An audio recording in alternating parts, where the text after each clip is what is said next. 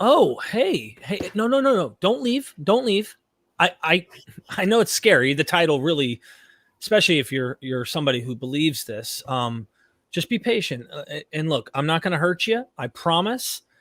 We're not going to hurt you. But I really want you guys to stay tuned because is Daniel really a forgery? I mean, this is a huge question. Before we get into this, I was reading Dr. Richard Carrier's book, and you really should go down in the description and get this thing. But don't go anywhere. Don't go anywhere.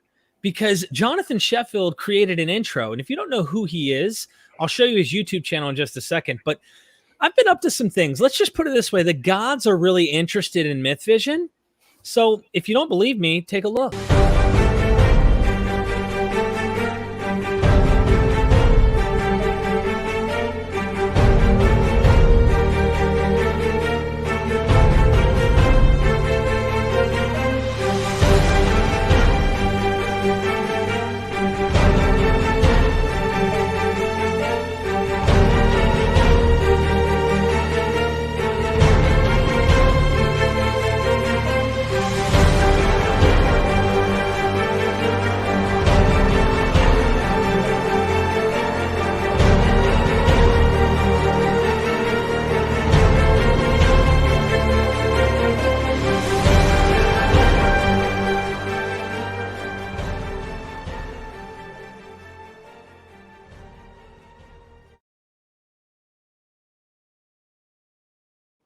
Ladies and gentlemen, we are MythVision.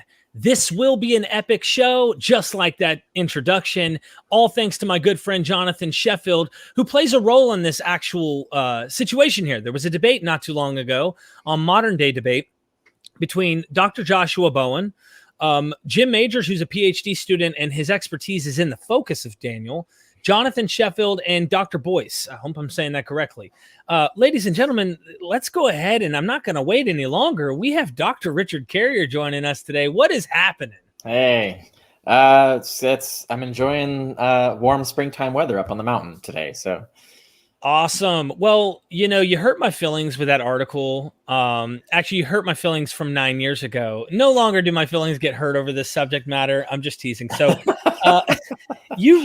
something about you before we get started, Dr. Carrier, I don't know if you did like a lot of practicing on throat jabbing when you were younger. You just like don't mess with me. And you just go straight to the Adam's apple and you want people to like, So your article doesn't play games. It gets like right to the thing and it strangles you and makes you really have to face the reality of what's happening. So yeah. I had to title this book. I had to title this video exactly after your article, which is like not is Daniel forgery. It's like, here's the evidence right. It is. Yeah. Before we get started, Jonathan Sheffield's YouTube channel is here. Jonathan is a Christian. Okay. He's my friend. This is what we should have. Interfaith dialogue. He's a really, really nice guy. He created that intro and I put his YouTube channel in the description. Tons of different videos he's done. One I love about the Matrix. I had to give him a shout out for spending so much time after having a newborn baby creating this intro for me, man. Thanks a lot. I really appreciate your help. And then we also have Dr. Richard Carrier's books. All of these books, if you go down, I have the Amazon link down below. You guys can go there or go to Amazon.com. You can go to his website. All of that's in the description. You can find his books. It's a must get. And then the most recent that I was looking at, Jesus from Outer Space. So that one's going to be a lot less time to consume than his On the Historicity. I recommend you guys check that out. Like, really go and look at that because it's powerful. If you don't mind, I'm going to give a short, brief bio about you, and let's get into Daniel being a forgery. Dr. Richard Carrier is the author of Sense and Goodness Without God, On the Historicity of Jesus, The Scientist in the Early Roman Empire, and many other books, including Jesus from Outer Space, of course, chapters and articles. With a PhD in ancient history from Columbia University, he specializes in the modern philosophy of naturalism, the origins of Christianity, and the intellectual history of Greece and Rome.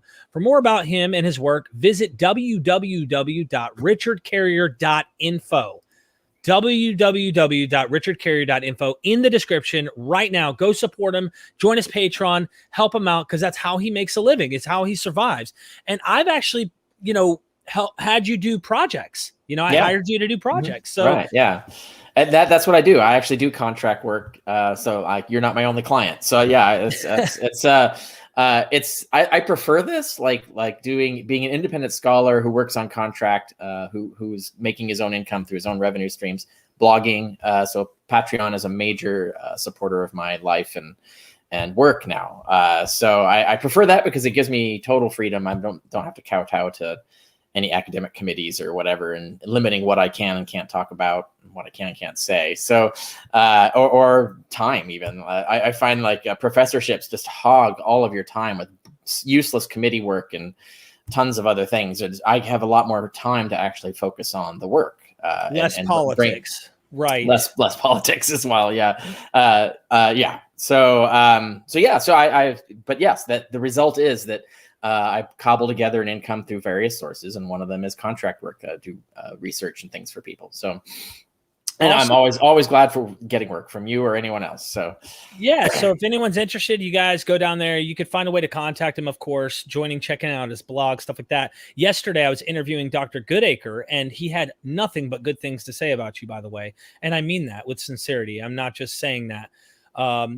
It was really wonderful. He cites you in an upcoming work as his first footnote, he said. And he was shocked to find that you were the guy who actually said this. He's like, I thought nobody out there had ever seen this. And he goes, this guy, Richard Carrier, has an eye. So the mainstream is obviously looking and going, you know what? And I like him because he respects where good scholarship is. He admits it and he points that out. Dr. Carrier, look, Daniel is a heated area. Christians rely on it. Jews rely on it. It's an extremely religious, I like to call, it's like an elbow. It's the elbow in this whole thing. And without it, you have a problem in many directions that you had, like Orthodox Judaism, as well as Christianity.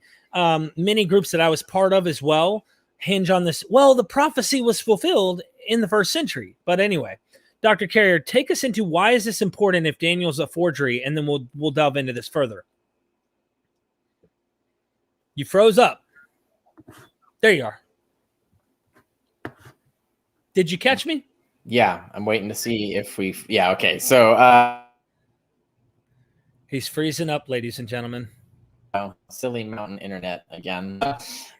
Yes, so why is Daniel a forgery? What is the significance of it? He disappeared. Hold on. He'll be back. Please be patient. Hit that like button if you guys are tuning in right now.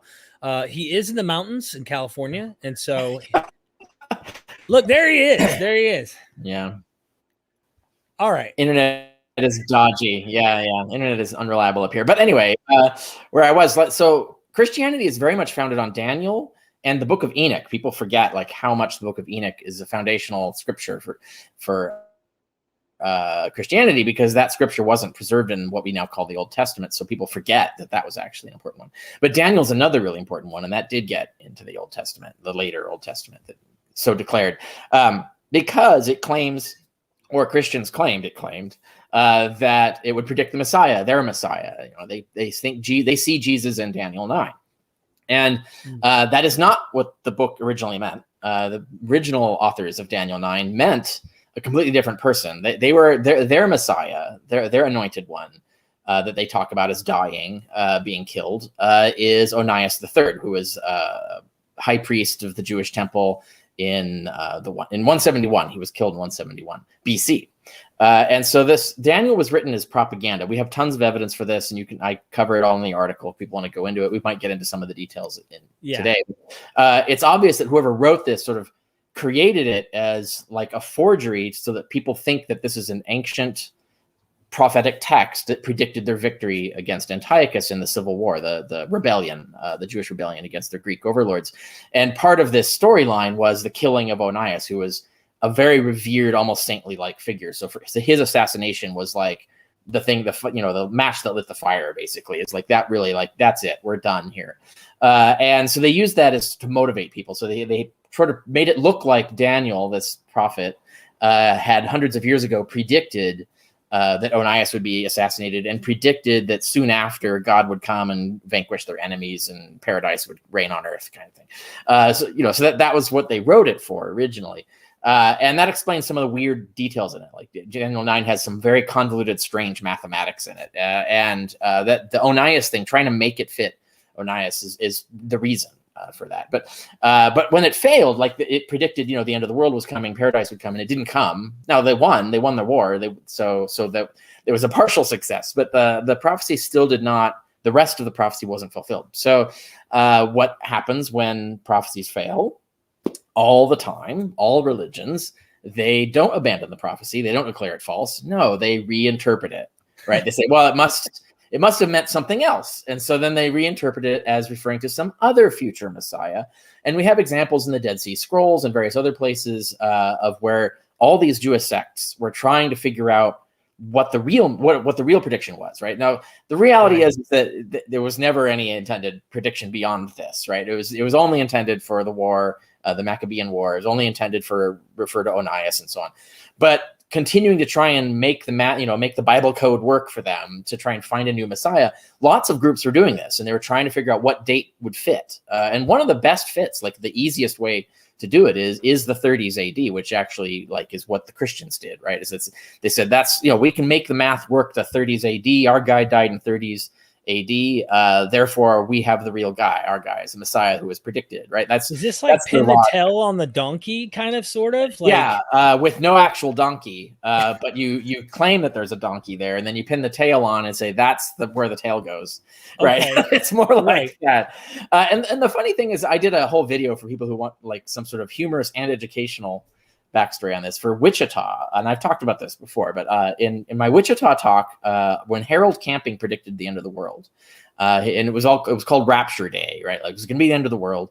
On Rapture Day, Wichita, the atheist group in Wichita, had me come out and give a speech on Doomsday, and my speech was "You're all going to die," and so if you Google "You're all going to die," maybe "We're all going to die." I think it was "You're all going to die," but anyway, it doesn't matter. You'll find it. Wichita.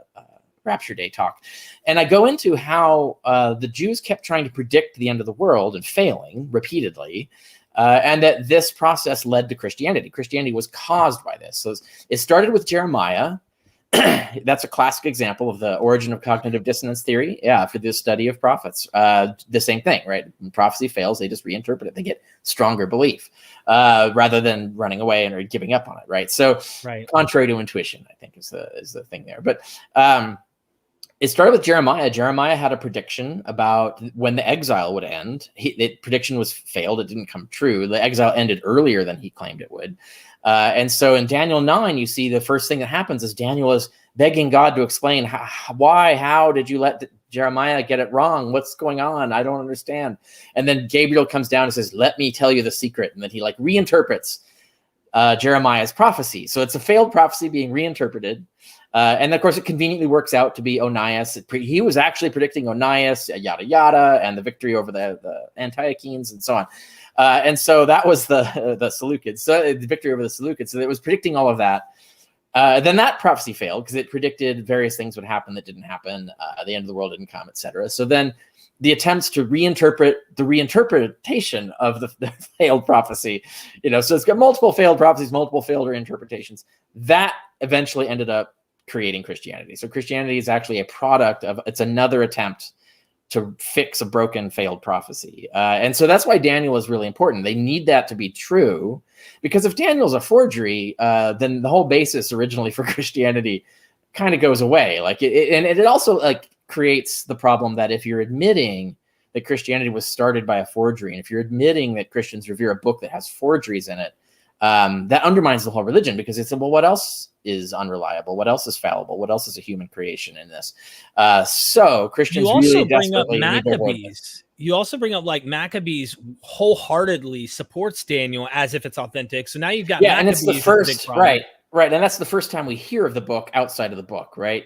So it's conveniently right. It's created by propaganda for the Maccabees, and then immediately in Maccabean propaganda literature, they're plugging the book, right? Yeah, so it's it's like social media. It's like, okay, we've created our fake news now. let's promote the fake news in our other channels. Basically, is what's going on there. Wow. So that's the role of that. So that's the impact of it. And then of course you get into the evidence as to how we know this. How did we figure this out, basically? And it is the mainstream view. I have to say, like, that's why I say how we know rather than is, because the mainstream consensus is solidly on this. Like, only fundamentalists, only literalists, only desperate, hardcore believing Christians are against this conclusion. All the mainstream scholars, all the mainstream literature, all the mainstream commentaries and the academic peer-reviewed commentaries, they all agree it's a forgery. The evidence is overwhelming in this case. So it's one of the clearest cases we have. Interesting. Look, you go through so much detail, and I took lots of notes because I said, there's no way I'll remember to actually go into some of these things and to have you maybe elaborate. Mm-hmm. For those who haven't read his article, maybe it'll be good to have you kind of touch on some of these details. I really recommend they go read it, but if they just don't go read it, at least they can see this and actually know what the arguments are for Daniel being a forgery. The first thing I'd like to ask, though, number one, let's start with the Jeremiah thing real quick. You did mention that he had a 70-year prophecy. This is happening back during the exile time, that, hey, after 70 years, you'll come back into the land. This is the idea, or at least God's going to keep his promise and do these things. Yeah. However, according to this logic, it takes till the 2nd century BC to kind of backdate and say, we're fixing this problem because for hundreds of years, this hasn't fulfilled. So they're correcting a failed prophet named Jeremiah. Yeah. And they're keeping him as their good. We got to keep Jeremiah on our side. Yeah. Even though Jeremiah is fighting with other prophets during his own time. Yeah. Yeah. And these guys get killed by the Babylonians because he's saying, look, and I just did this with Dr. Kip recently, Dr. Kip Davis. He said, look, Jeremiah is like talking about these false prophets. They're talking about, we're going back to the land. And Jeremiah is saying, plant your vineyard. Do not try and mess with these dudes. Sure enough, whichever prophet, I guess, was on the right side of history, just like Josephus, they're the right guys. They're the guys you thumbs up because they're the ones who are correct. It's like a guessing game. But anyway, Daniel's fixing this problem. Daniel fixes, and he thinks the world's going to end in his day, or at least something's going to happen. Yeah, that's who are we talking about? The fictional character or the authors? I think the authors didn't really believe that the end was going to transpire. They wanted people to believe that. Like, that's how you inspire people to war, to fight harder and so on. So they definitely wanted people to believe that. But they obviously knew they were lying. They were making this up. So it wasn't like they thought that this was a genuine rescue of the Jeremiah prophecy. And they might have thought that maybe the Jeremiah prophecy could be rescued this way. And then they just inferred rather than knew what that meant, right? And so the rest is like, well, we think it's going to be this, but we're going to sell it as a vision from the angel Gabriel, right? And I, in my book, Not the Impossible Faith, I have a whole chapter 10 of that, where I go into the anthropology of this. This is how you sold ideas back then. The idea of selling ideas with evidence and reason, like you come up and make a valid argument for it, that's actually an invention of the Greeks, right? Like they started that notion. Before that, and even outside that, concurrent with it, most people were very suspicious of that method. You had the idea like, well, we think it's just trickery. Rhetoric is just tricks. So they're very suspicious of the elite, reason-based, evidence-based mode of persuasion. Most people bought the divine revelation. So you said, if God said it, right? And so you would come out and you would say, God told me this. And then if you demonstrate through your moral character and a charisma and things like that you must have God on your side, then people say, yes, God must have said this to them. And so that's how you sell things. Right. That's an example of this phenomenon where people are more trusting, ironically, or have been up until recently, are more trusting of a visionary prophet who comes and says God told them something. And so you have to couch it as a revelation. It's the book of Revelation is another example that is completely fake.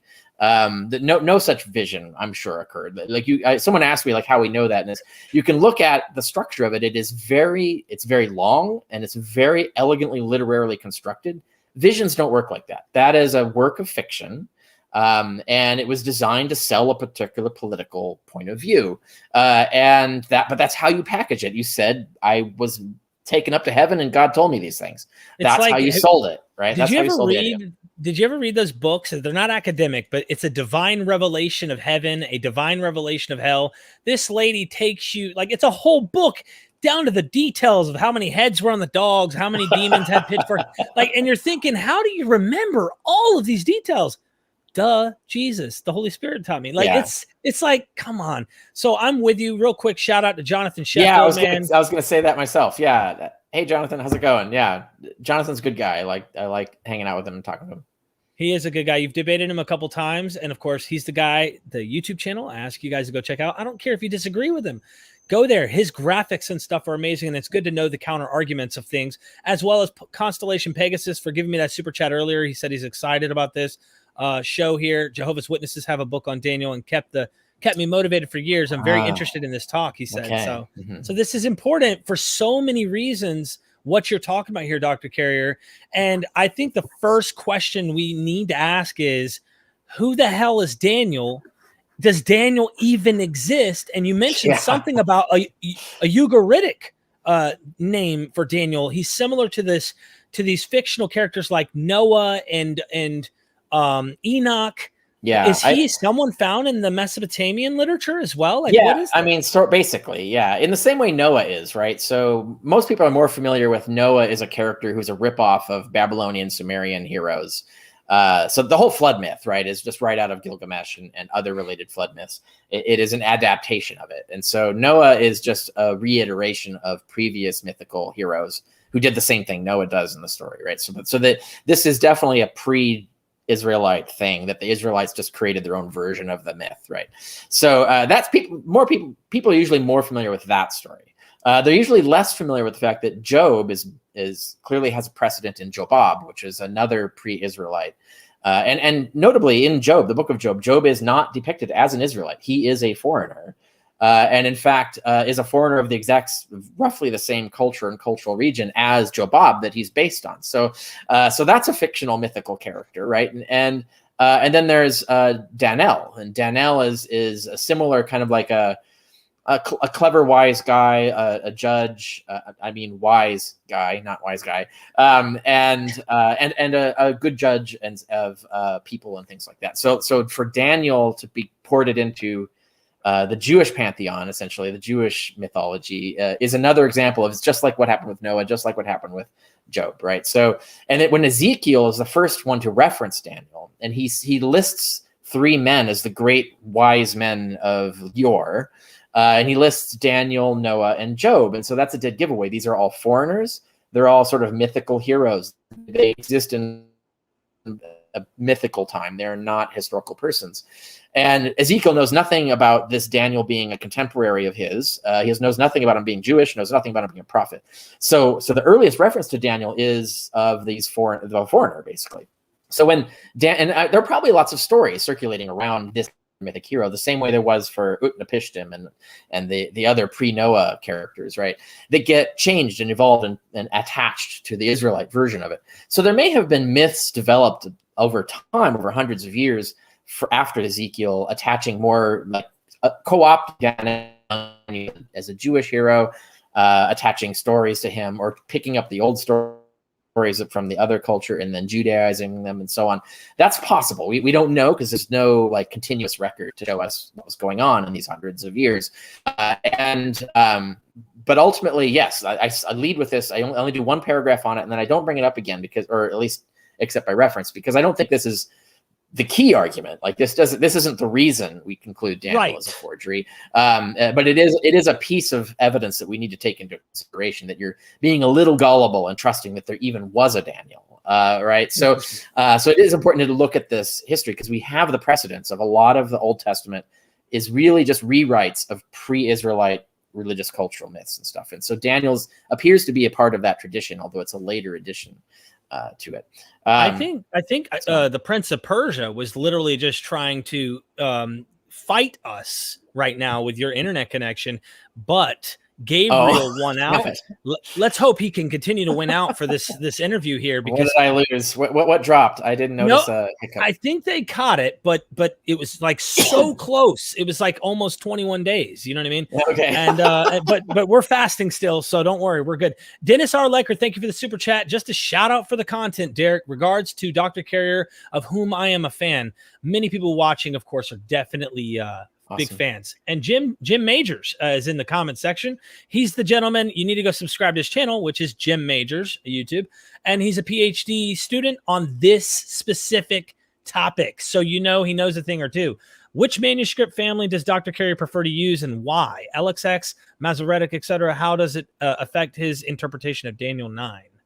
Yeah, I don't really have an opinion on that. For this, I rely on Daniel experts. So I'm going by what's in the commentaries. The Hermenea commentary is like a prominent one. I follow Andrew Lecoq, for example. And I look at the experts on this because I'm actually, my expertise is in Greek and Hellenistic, not in Hebrew or Aramaic. So I have to rely on the experts in Hebrew and Aramaic for anything that I say about those things. So that stuff is not coming from me. That's coming from other experts who are experts in that stuff.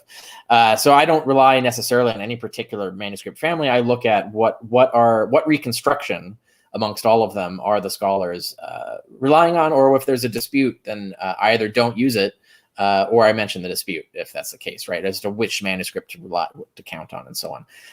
And so there's a lot of disputes as to what exactly is in Daniel 9, even from the Dead Sea Scrolls, which have lots of holes in them and scraps, so that frustratingly, there's pieces where we'd want to see what actual letter was this exact spot, and it's missing, so we can't answer the question. So there's a lot of frustrating questions about reconstructing the exact text of Daniel. What I do is I just rely on the broad strokes and what we can reconstruct reliably, and not rely on things that are uncertain, essentially. Interesting. Okay, thank you for that super chat. Real quick, Jim, Steven Sorensen, he says, how do you define, Dr. Carey, how do you define forgery? And then before you answer that, Dragons and Genesis podcast, which has interviewed you before Good as question. Well, he says Dr. Carey is an android, and the recent voice distortion proves it. So everybody watching, this is evidence he's not really a human. You're not even real. Thank you for the super chat, though. Seriously, how do you define forgery before we even get to showing what it is?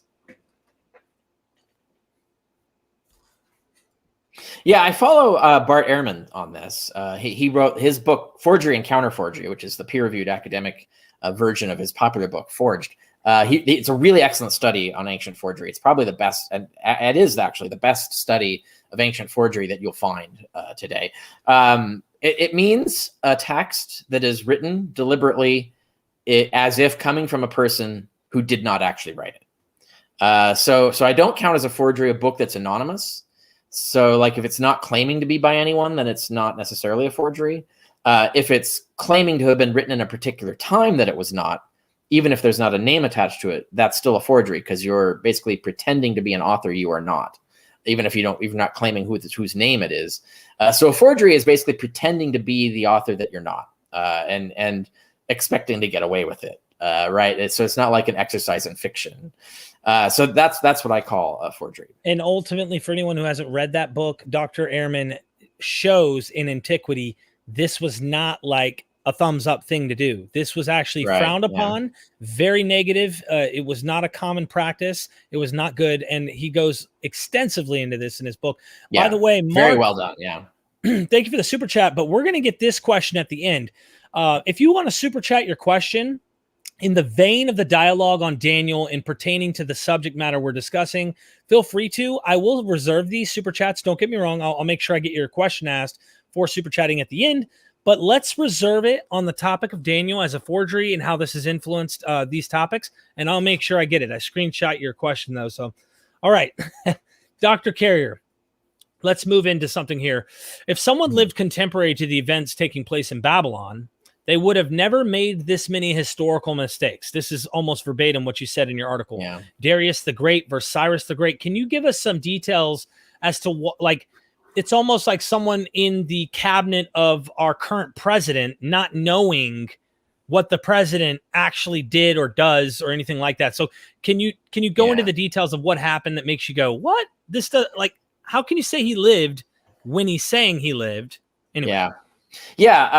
Right. And I discuss like the different sides of this argument too in the article if people want to go in there, like the attempt to say like, well, Herodotus got things wrong. Do we say that Herodotus is a forgery?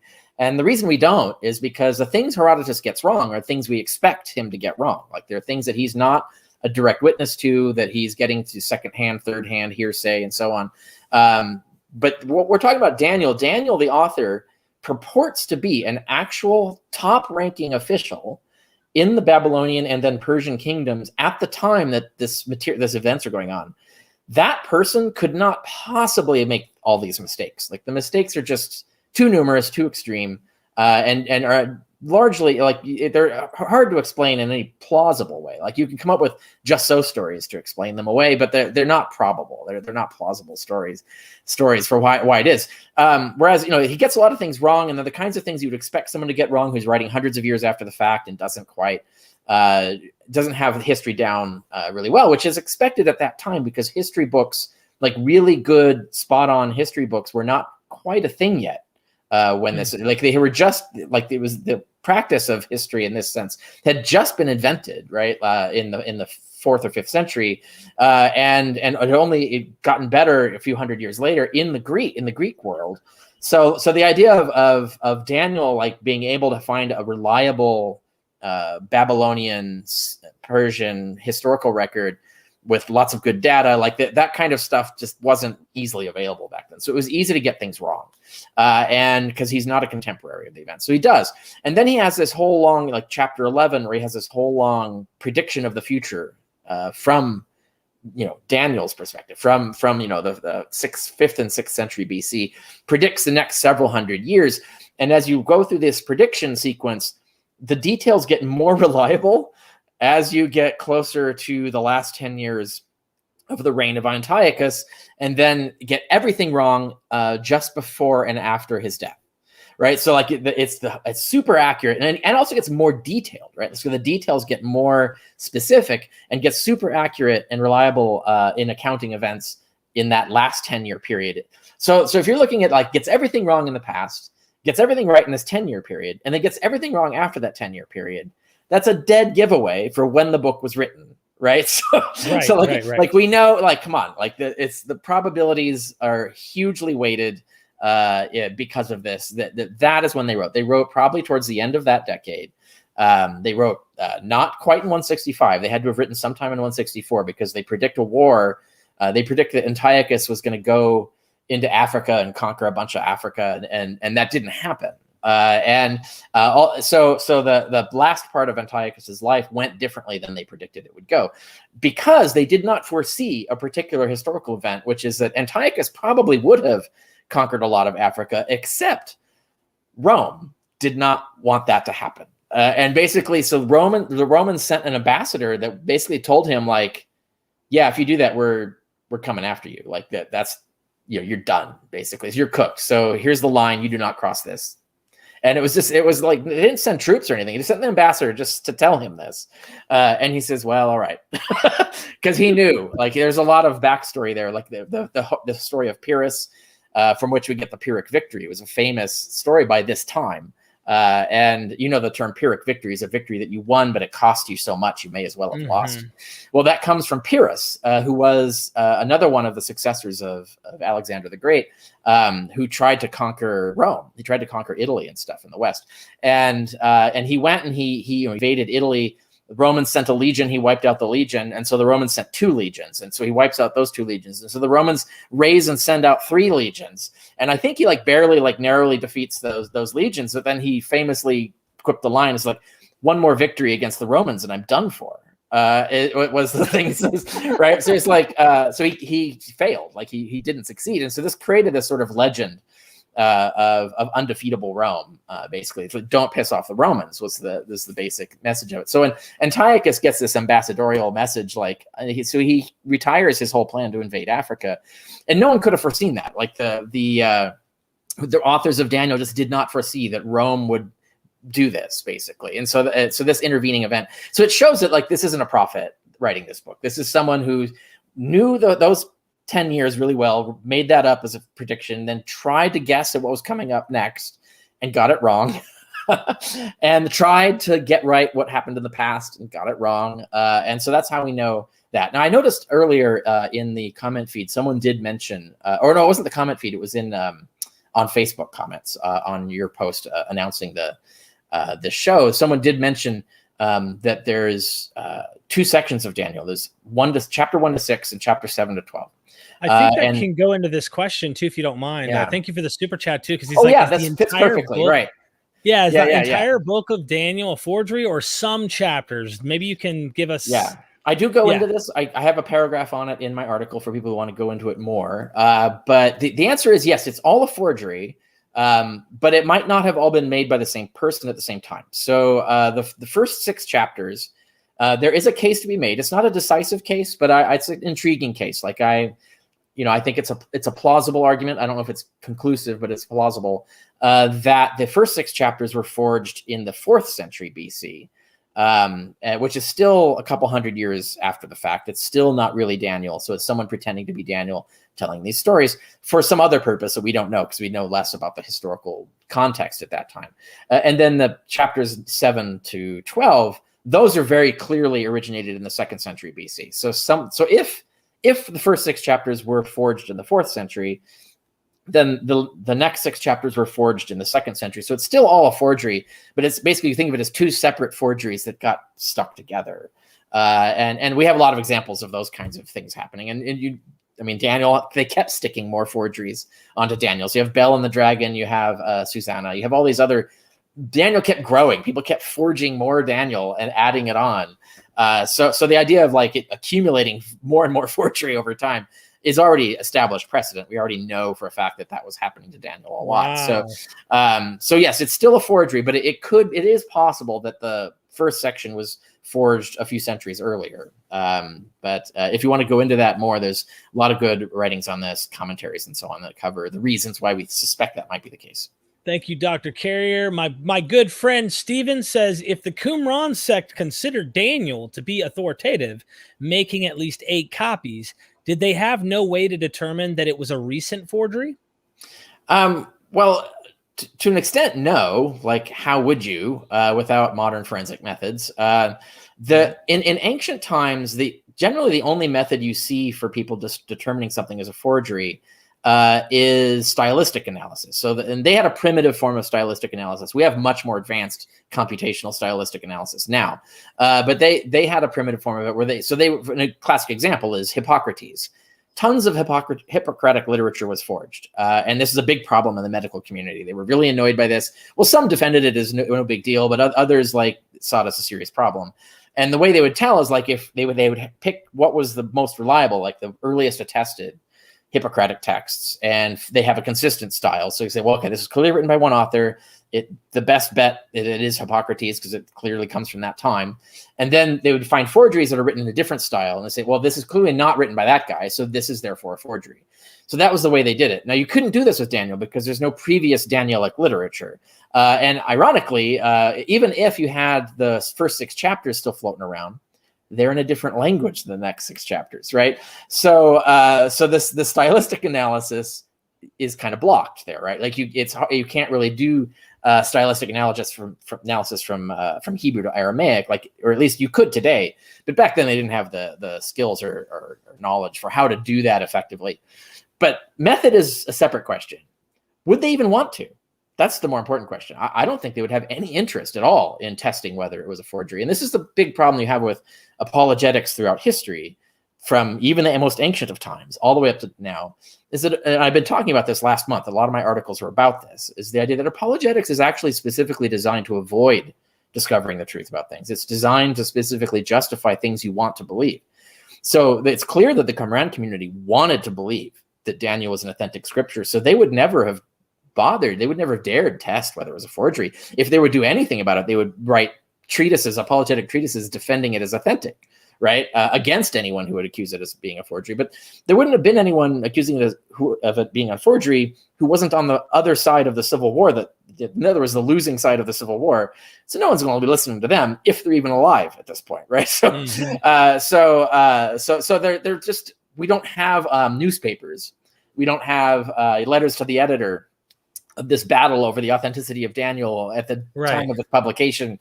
We don't get to hear the conversations. We don't get to hear what people in are light saying of the fact that it's trying to give an optimistic look for their people. It's like me and you hearing really good news about us in a very bad situation, and we're gonna, you know what, this is a fake news. Like, you want to believe it. It's right? it's more like the fake news that comes out of OAN or Fox now, right? Like people just believe it like gospel, even though it's actually a lot of it's bogus, because they want to believe it. It's important for them that it be true. And Daniel was a crucial text legitimizing the Maccabean and Hasmonean reign. So the Jewish elite, priesthood and political elite, definitely backed its authenticity because they needed to. Their legitimacy rested on it being an authentic document. So it had the full backing of the elite. Including the most, would have had the backing of the most prestigious priests and so on. So yeah, it would be very unlikely to find a sect who was still around after that war that would be against the authenticity of Daniel. So the question is about the Dead Sea Scroll sect. Like, clearly they bought this as authentic, and they would have had no interest in trying to find out if it wasn't. Like, it would not have even occurred to them as a thing to admit to or look into. I think this is so interesting. Real quick, Dragons in Genesis is asking, you have any recommendation on books and articles to help us understand Daniel? Something yes. I cite many, in fact, the best ones in my article itself, and with links sometimes. So right early on, I talk about which commentaries are the best ones. The Hermeneia commentary, I think, is a really good one if you can get a hold of it. I think the Hermeneia commentaries tend to be expensive. But when public libraries open up again, you can usually get them through interlibrary loan if they don't already have a Hermeneia set. And I recommend to people, like, if you just in general, like, there are often, if you find a seminary that you can get to, now pandemic may have changed everything, but normally, and possibly in future when things return to normal, seminaries often have open libraries. Like, anybody can come in and use their library. You can't check things out necessarily. They're research libraries, so you have to leave things there. But I use seminaries all over the country to do work on this. So, like, they'll have all the commentaries, right? Both bogus and the best, right? So all kinds of stuff. So good journal collections in religious studies and in Christian apologetics and so on. So seminaries are a thing to look at. See if there is a library in a seminary near you that is open to the public. If you want to do this kind of looking up things, like if you want to check the best commentaries on the Bible, and those commentaries cost $100-$200 if you're going to buy them. But if you want to just go peruse them, there might be a seminary around that has them. But even if not, your local public library can interlibrary loan it for you from anywhere in the world. So that's what I recommend to people who want to dive into this, unless you're going to bankroll it. Like, you go buy the books, if you're that interested. But anyways, yeah. So best articles, best books, they're listed throughout my article on my website. So that's the best place to go. Thank you so much. Appreciate the super chat. Dragons in Genesis, go subscribe. Check it out, ladies and gentlemen. I need to ask you this one here. Maybe you could spend a little time giving us the detail. You do this in your article, and I know that this is just kind of recapping in a way, but there's also things you're going to mention that you don't say in your article, I'm sure. Yeah, of course. You talk about the Sal trap. I hope I'm saying that right. Sal trap.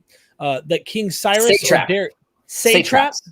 Yeah, the satraps. Okay, explain what that is, because when I read that, I don't even know.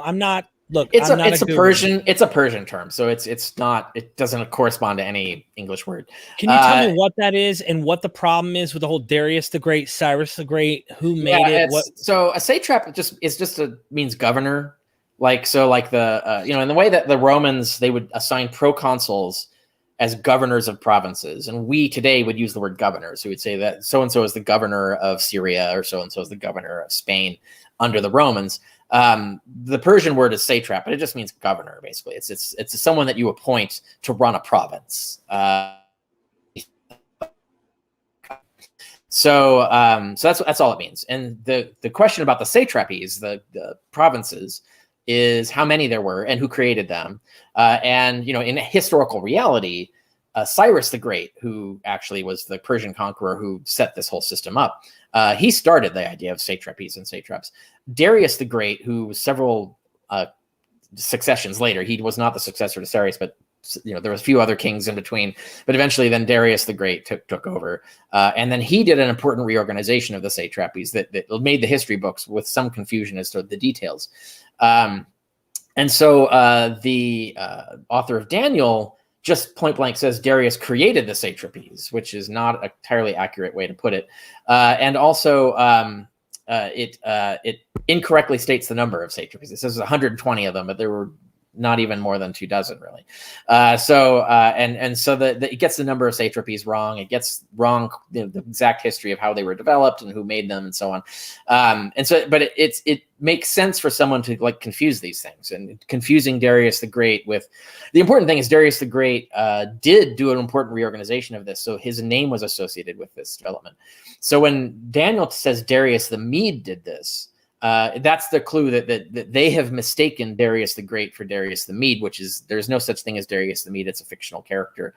They've got confused, I think, possibly on purpose, because there's a prophecy about how the Medes would conquer Babylon, and that didn't happen. It was the Persians. So I think whoever's authoring Daniel might have deliberately made Daniel a Mede and argued for him being a Mede in order to also satisfy the prophecy, right? It's kind of like inventing history to satisfy the prophecy. It's like inventing the nativity to make Jesus fit prophecies of the birth of Messiah, right? Like it's all fake history, but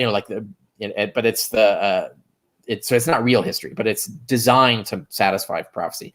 It's possible that Darius the Mede was invented as a character for that, and it's based on Darius the Great. So they've conflated different rulers, and they've basically made Darius the Great into Darius the Mede, and then changed when he reigned, and then changed the exact details of what he did, and in order to fit their narrative of what they wanted to sell. Some of that might have been just historical error. Some of it might have been deliberate. I think in your apologetics section of the article, you mentioned something about the canon being closed potentially in the 5th century BC, and that this would be the reason why someone who's writing this might try to push us back into the 6th century and act like, no, this was before everything was like closed. It's important to get that distinction correct. The idea of closing the canon did not occur in the 5th century BC. It occurred probably right around the time that Daniel or possibly a century before when Daniel was forged. So we're talking like 3rd century BC, maybe. The idea started arising in the 3rd, maybe 2nd century BC. The idea started arising that anything written after the 5th century couldn't be scripture. It could only be man-made human stuff. And so the idea, that's hundreds of years later.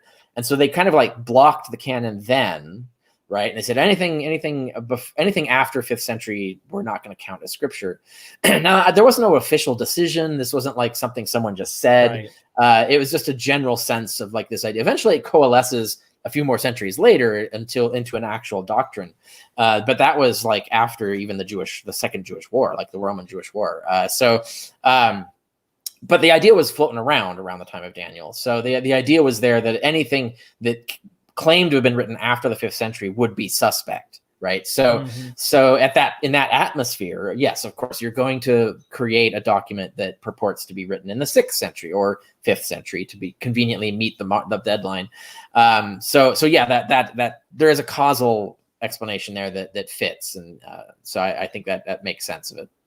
So you're telling me Daniel did not predict the Roman-Jewish War? How the heck did he not do that? Yeah, I know apologists want this to be the case, but you really have to twist the original context and to get it to fit that way, basically. So, I mean, this is a valid point, because you mentioned Onias III. I believe I saw Jim Major's comment that there were 2 priests mentioned in, was it Daniel 9 where this is mentioned, or 11, or? Well, anointed, let's be clear. Anointed.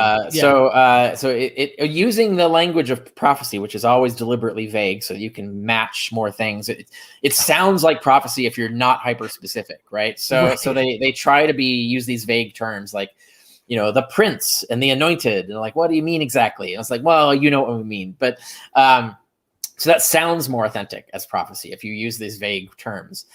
So anointed, like priests were considered anointed, so they were Christs in that sense, because they were priests and kings were often considered anointed people. So that was a legitimate way to refer to a priest, and to call the principal anointed that is just sort of like prophecy speak for chief priest, high priest, right? So yeah, that's going on there. But in the mathematics in Daniel 9, that's what I was going to ask you to get into. It refers to two anointed figures, and so it kind of links them with two different overlapping periods of time. One is a 49-year period of time. One is a 434-year period of time. And why they're doing this, you got to read my article to understand why they're trying to make the Jeremiah prophecy work. All this legerdemain they had to do to get it to work, to make it sound impressive, and so on. And in fact, this shows that they're writing for this period. Like they're writing for the Seleucid period because they tried so convolutedly hard to get this Jeremiah prophecy and to explode out all this complicated math to try and get it to fit Onias. And it does exactly fit Onias, right? But there's two periods. The one is the 434 years, which fits Onias. And then the other is the 49-year period. And so there's still dispute in the commentaries as to which anointed that one refers to, right? And in my opinion, the math works out. The exact 49-year period works out for Cyrus the Great. And we know Cyrus the Great was considered an anointed. He was considered the Messiah because he rescued the Jews, basically. He restored the temple and so on. So they actually gave him sort of honorary messianic status. And we know this is in the Bible, right? It actually says this, right? So I think the first anointed is meant to be Cyrus. So it's the 49-year period between, I can't remember the final exile, the final event that exiled the Jews, which is 484 or whatever, in the 480s, when they were finally pulled out of Jerusalem and brought out of Israel and in the exile. And 49 years later, Cyrus the Great comes in and conquers and issues his decree that it releases the Jews and returns them to their home and rebuilds their temple. And that 49-year period lines up with Cyrus the Great. So I think the first anointed, the authors intended to be a reference to Cyrus. And then the second one is to Onias. And the convoluted ways that works out is you have to read my article and then the commentaries that I'm basing it on. So yeah, your article really deals with this issue bad. And I wanted to ask about this time gap that I think is important when people try to stretch us to the New Testament real quick. But Aryan, my friend, actually has a super chat. I appreciate the super chat, brother. How do fundamentalist Christian scholars deal with the historical 2nd century BC mistakes? Now, in your article, you mentioned some of this. Oh, yeah. The whole article is designed to address exactly what you're talking about, what Arjun is talking about, which is, yes, obviously they have elaborate just so stories to explain away all of this evidence, right? And to make it be an authentic text. And so I go into what those arguments are. And not only do I show why they're wrong, but I go into the general principle behind even making these arguments is illustrative of apologetics as a methodology. And so I go into like how this differs from history as a methodology. And so I use these as teaching examples of that. But I go into all of the main arguments that they try to pull. I mean, there's a variety. There's a whole ton of them. Like trying to get Darius the Mede to be someone else, right? For like they find another actual historical figure and say, well, that was Darius the Mede. And Daniel's talking about that guy. And like it doesn't really fit, doesn't really work. But it's what they try. And there's other things like they say like, really Nabonidus. Am I saying that right? I don't Babylonian here. I don't speak Babylonian, but Nabonidus was the father of Belshazzar. Belshazzar was just the regent for the actual king of Nabonidus. And so Daniel, the author of Daniel, doesn't know about Nabonidus, and he thinks Belshazzar was the king, and he also thinks Belshazzar was the son of someone else. Like gets these details wrong, and so fundamentalists will go in and try to come up with just so stories such that this could still be true, right? Like, so there's various excuses and ways that they try to get it to go and work out that way. And so if you want to see what those arguments are, and I even link to some of them, so you can actually go read the original apologetics themselves and not just take my word for it in my article. So you can go through detail by detail if you're interested in those things. But what I show in there is that none of them are historical logic. Like at no point do they actually argue like a historian. They're trying to rationalize a preconceived conclusion. And then coming up with just so stories to explain all the evidence without presenting any evidence that those just so stories are true or even probable. And that's the difference between apologetics and history. And that's what I use the article to explain. I think it's useful for people to like see that distinction so you can start seeing it in other arguments and other places for other things. Thank you, Dr. Carrier. There's so much more we can add to that about just this idea of cognitive dissonance, because I know I've experienced it before. So Steven's back at that $6.66. I appreciate it. Since yeah, I love it. Since Christians connected Onias III to Christ, Daniel 9, might they have also connected Michael's rising, Daniel 12, with Christ's resurrection? This is an interesting question. So I think yes. Do I, at this moment, as I speak now, do I think I can prove it? No. So it is a suspicion that I have. And the Jehovah's Witnesses actually do say this, right? They say that Michael is Jesus, like they've made that equation. But when I look at the text of Daniel, I think Daniel, the authors of Daniel, are making that equation. I think they're saying that the Messiah is, well, like they list three anointed. There are three princes basically. One is the Cyrus, one is Onias, and then the one that comes to enact everything, the end of the world, is Michael. But the way it's written, it sounds like there's an overlap between the last two anointed, so they're meant to be the same person. So like Michael is the return of Onias or something. I don't know. But when the Christians reinterpreted this, I do suspect the Christians thought that Daniel was saying that Michael and Jesus Christ are the same. And I have a footnote on the historicity of Jesus where I lay out why I suspect this, but it's only in a footnote. I never rely on it as an argument. So I don't use it as data, because it's not something we can prove. However, someone sent me a book recently that it's in my stack of things, which is this book, which is a peer-reviewed book, Michael and Christ. This is actually good scholarly text that I haven't gotten into yet, but he explores this theory in detail, and I think he comes down on my side on this. So I'm super excited to go read that book and see if he proves the case, because I think that's what was really going on. And if you do that, you can actually draw a lot of other connections between Jewish and Christian theology. Once you've done that, once you've made the equation between Jesus and Michael, a lot of other stuff starts to make sense. And we know there were these esoteric teachings. So we know, like Ignatius talks about, there's some sort of complex angelology that's part of the secret mystery teachings of Christianity that he can't go into. Like he mentions it. There's a lot of other these kinds of parallels, these sort of secret teachings. And even before this, Judaism had this idea that the supreme archangel of archangels, who was the high priest of God's temple, is called the angel of many names, right? So so even they're admitting that there's this angel is represented in their literature under many different names. So they're starting to pile these angels together and equate them as one angel. And that happens to be the same angel that Paul is equating Jesus with in the epistles. And that's demonstrably true. I show that on the historicity of Jesus. That doesn't tie directly to Michael, but there is a root from there to Michael, because the angel of angels that Paul is linking Jesus to was also the high priest of God's celestial temple, the real temple, the true one in the seventh heaven.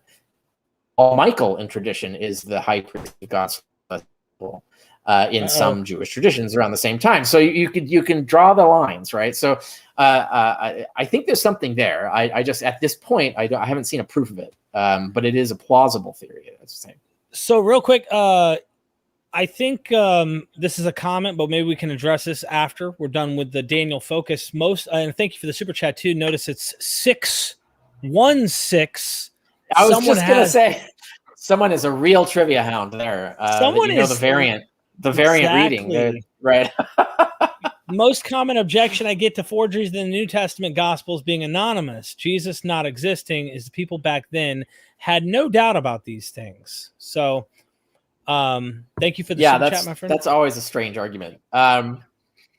It's like saying you go to a gullible person who just believes all kinds of crazy stuff, and then you ask them, why do you believe this stuff? And they say, because those gullible people over there believe it. That's not a good argument. Well, because my ancestors believed it. But believers had motivated reasoning. They believed things because they wanted to believe them, not because of evidence-based reasoning. That hadn't even been invented really until the Greeks started doing it. And the Christians and Jews are very suspicious of it as a methodology. Like it only sort of filtered into Christianity over time. Like it wasn't an original doctrine. In fact, they're very hostile to evidence-based reasoning. I have a whole chapter on this in The Scientist in the Early Roman Empire, which is my book on ancient That science book, for people who are dude, interested that in book that. was so much. Oh my gosh, that book was so much on Audible. It is a wow. thorough book. Yes, it's very thorough. But I have a whole section in there on the anti-intellectualism of the early Christian movement. And that softened over time, but originally, like, they were very, very antithetical to what we would call critical thinking and evidence-based reasoning. They saw it as more demonic, as something untrustworthy. Like, how dare you question? Right, is the attitude.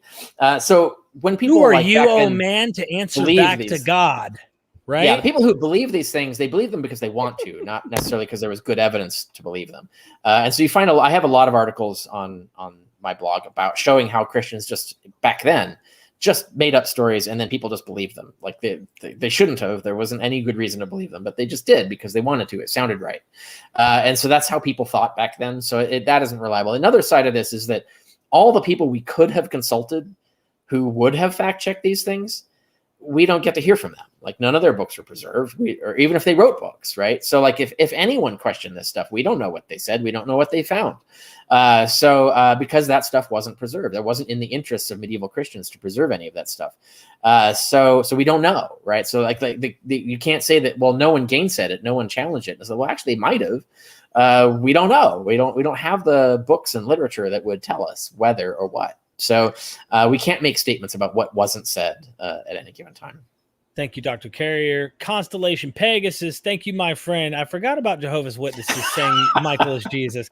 Happy I forgot about that. Yeah, this channel is great. Thank you so much, man. I appreciate it. And then Black Lion Supreme, my friend from the Dagger Squad team, which you were on the Dagger Squad, of course. Yeah. Hello, Derek and Dr. Carrier. Is it true that the last consensus on historical Jesus was done in the 1920s? And what is the source of the criteria of reliability? Thank you both. Now we're going off into historicity. We're going off into other things. But That's true. can I add to that and just say that I was trying to use Daniel when I interviewed Dr. John J. Collins to kind of ask Dr. Collins, like, do you think this angelic Christ figure could, because he believes that the Son of Man in Daniel, one that looks like the Son of Man, he said he wouldn't look like if he really was a human. He says he thinks it's an angel. That's why it says he looks like a Son of Man, and tries to get over into the New Testament. Anyway, address his super chat. Thank you for the 10. But you know what I mean? I tried to see what he said. And he said, no, that didn't happen. So, so two things here on this one.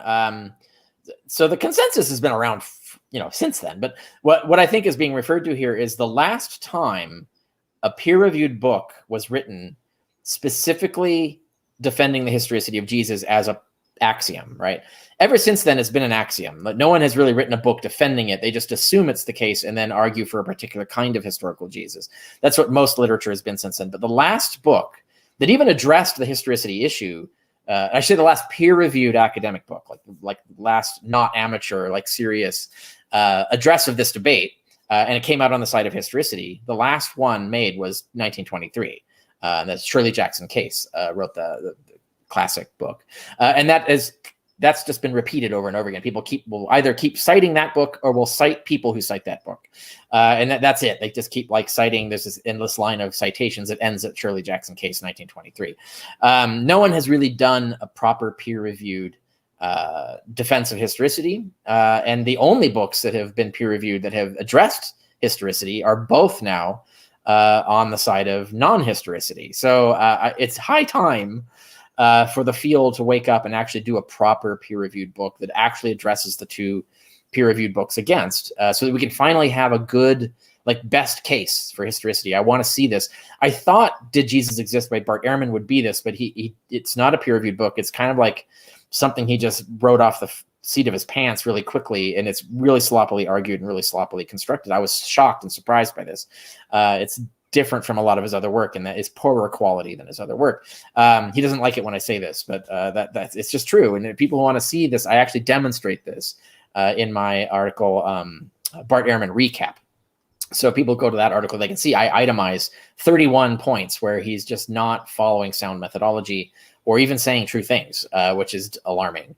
Wow. But that's it, right? And then there was Casey came out with another non-peer-reviewed popular market almost like a tabloid trash book. And so no one has really done a serious treatment of this in a proper sense, right? Of really analyzing the pros and cons and coming out on either side or for historicity.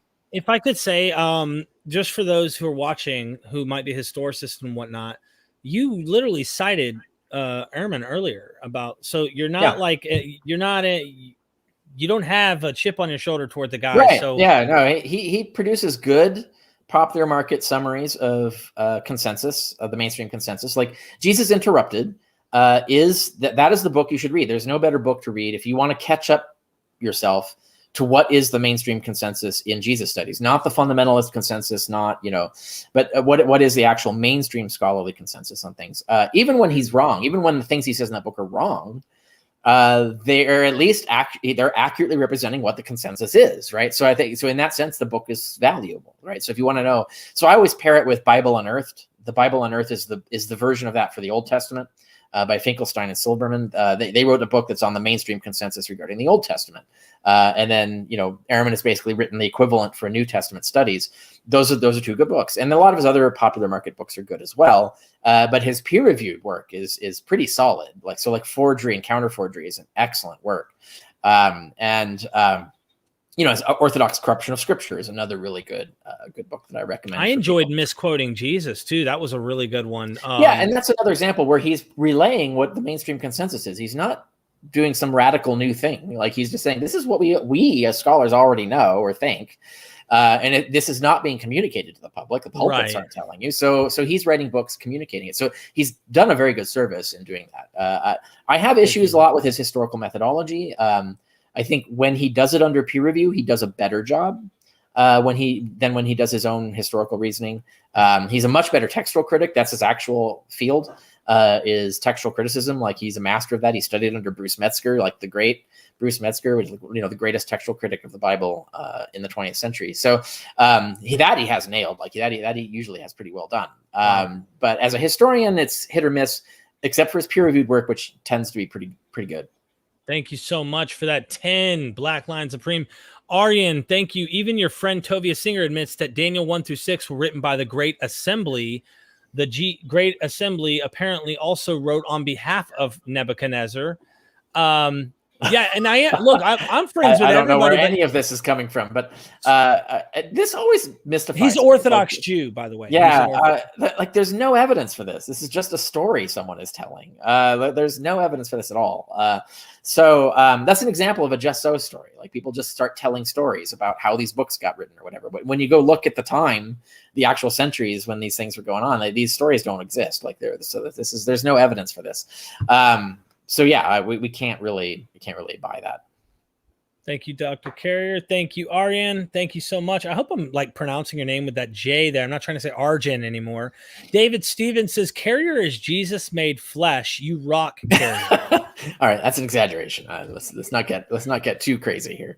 Yeah, well, I appreciate. Thank you so much for the super chat, David. Throwing a whole 50 at me. Nice. Appreciate it, man. Do I need to take a clothing article off? I mean, what's up?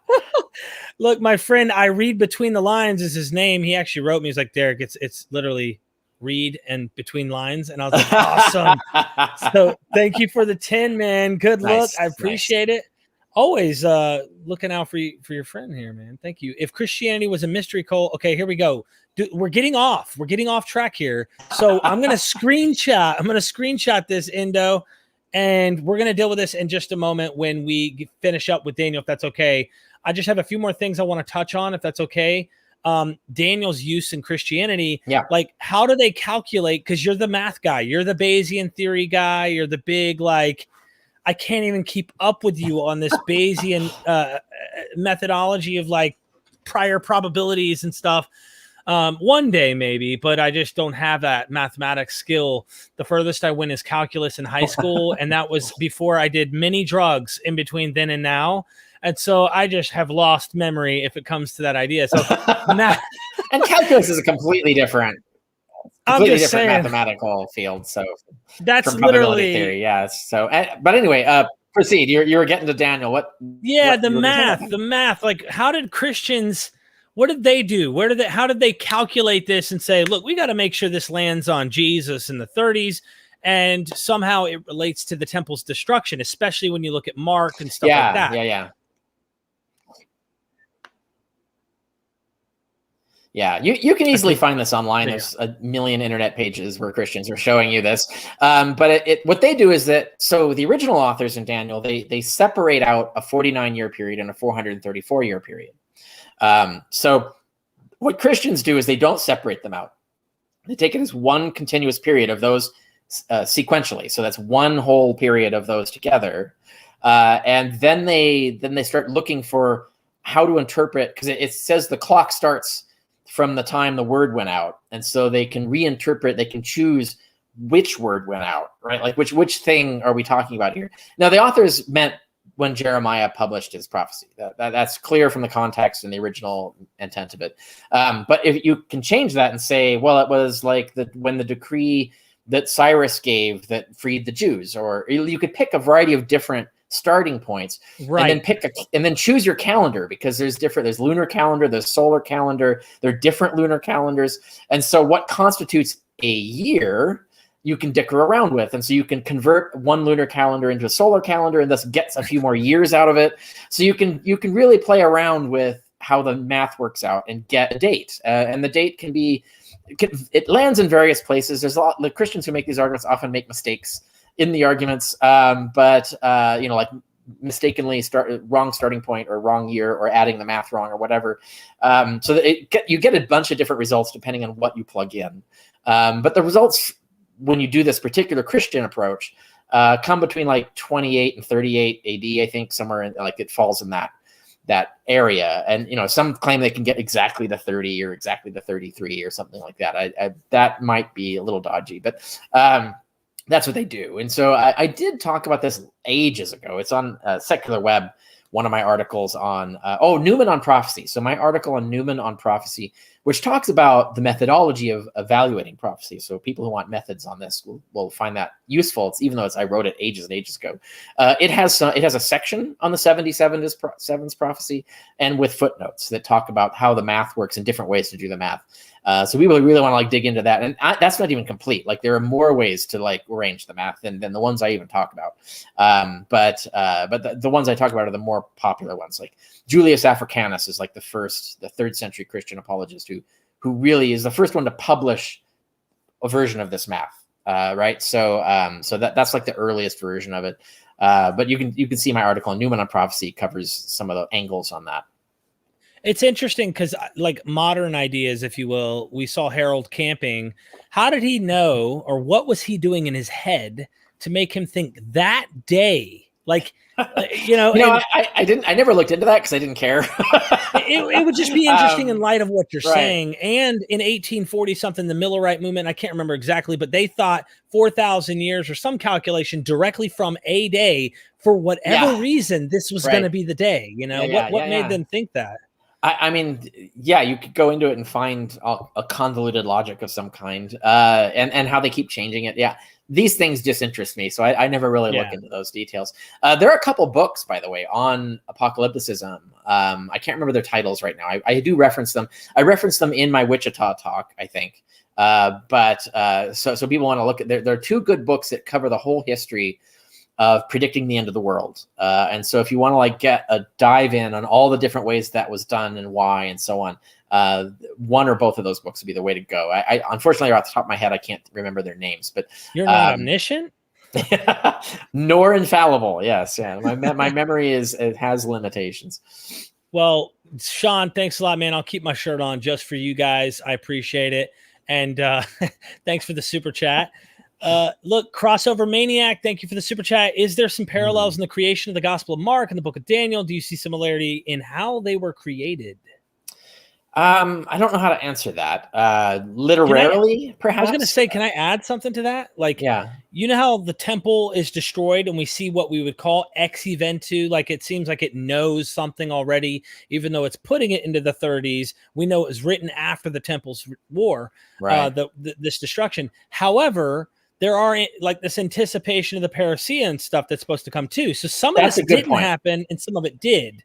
Yeah, that's a good point. That is one similarity, is that Mark is pretending Well, he doesn't really say when he's written. He's not pretending to be a particular person. He's not so Mark is not a forgery per se, because when it was originally published, it was attributed to nobody, and it nowhere in there says that they were a witness or they talked to a witness or anything. They just tell a story. They're like a bard with a lyre, and or a bard with a lyre, and they're just telling their story. That's how Mark is written. Mark is written very much in the classic model of myth at the time.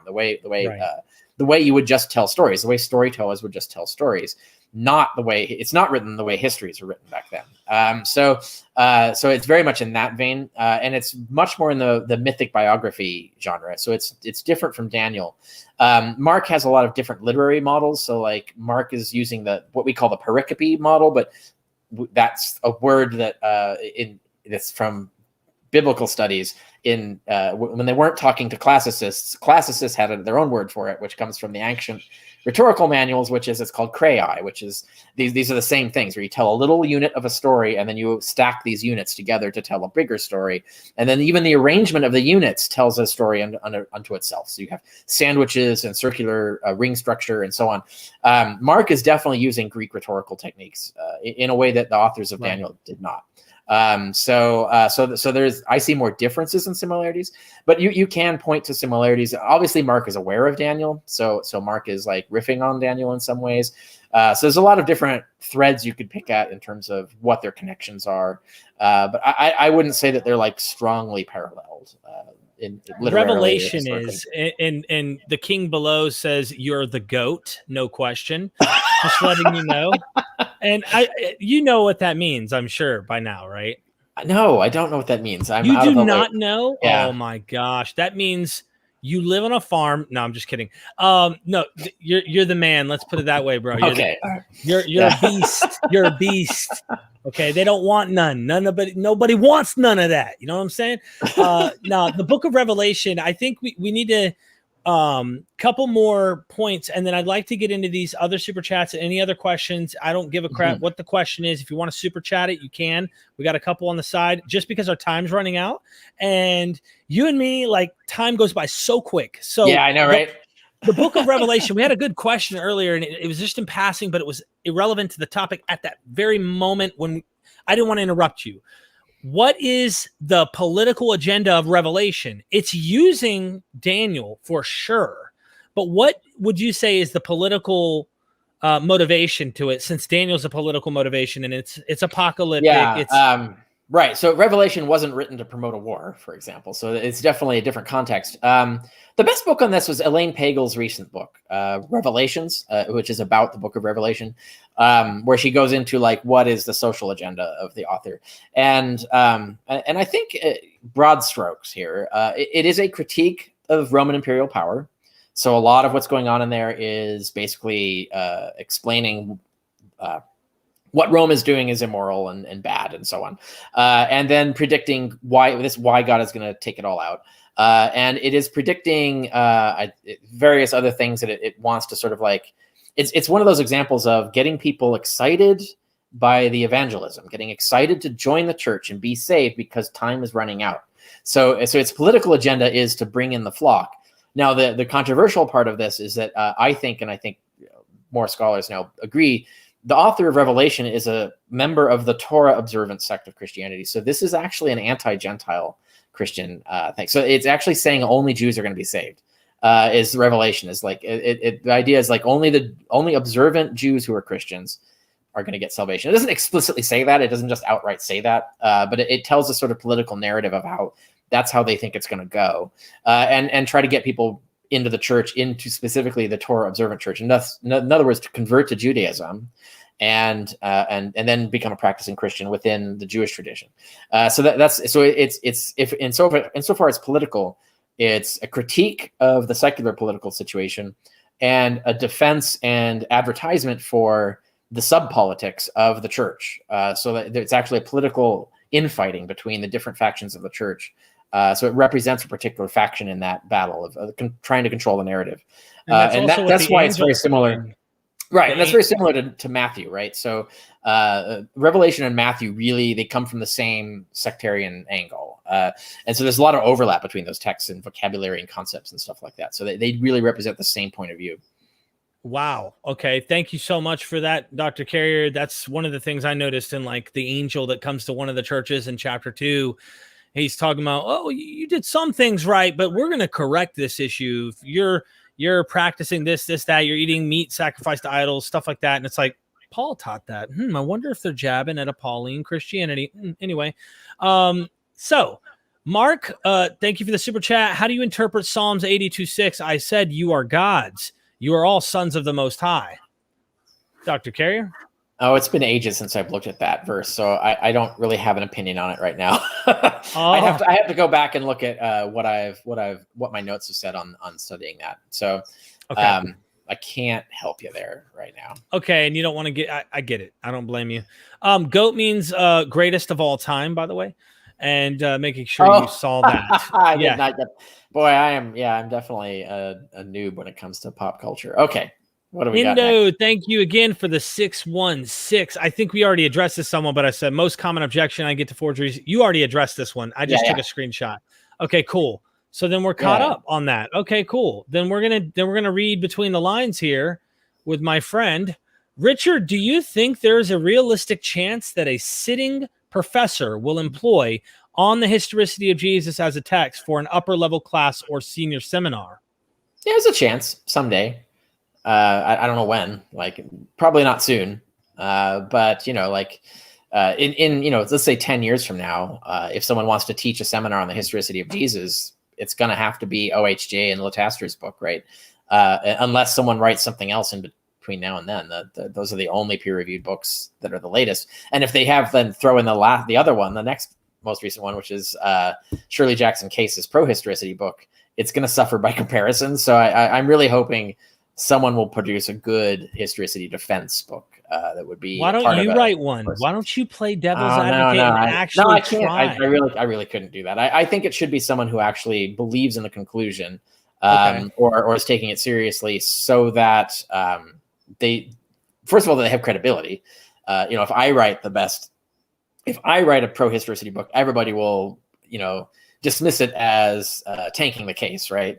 Whereas if someone who's actually like on the fence or actually is pro historicity, if they write it, that they'll have, coming from that, will have more credibility, and it also means that they will have the higher motive to like look for maybe arguments that I've overlooked, for example. And so I want to see someone who's either fence sitting or pro historicity do it, and someone who has a PhD in a relevant field and who gets it through peer review and does it all correctly.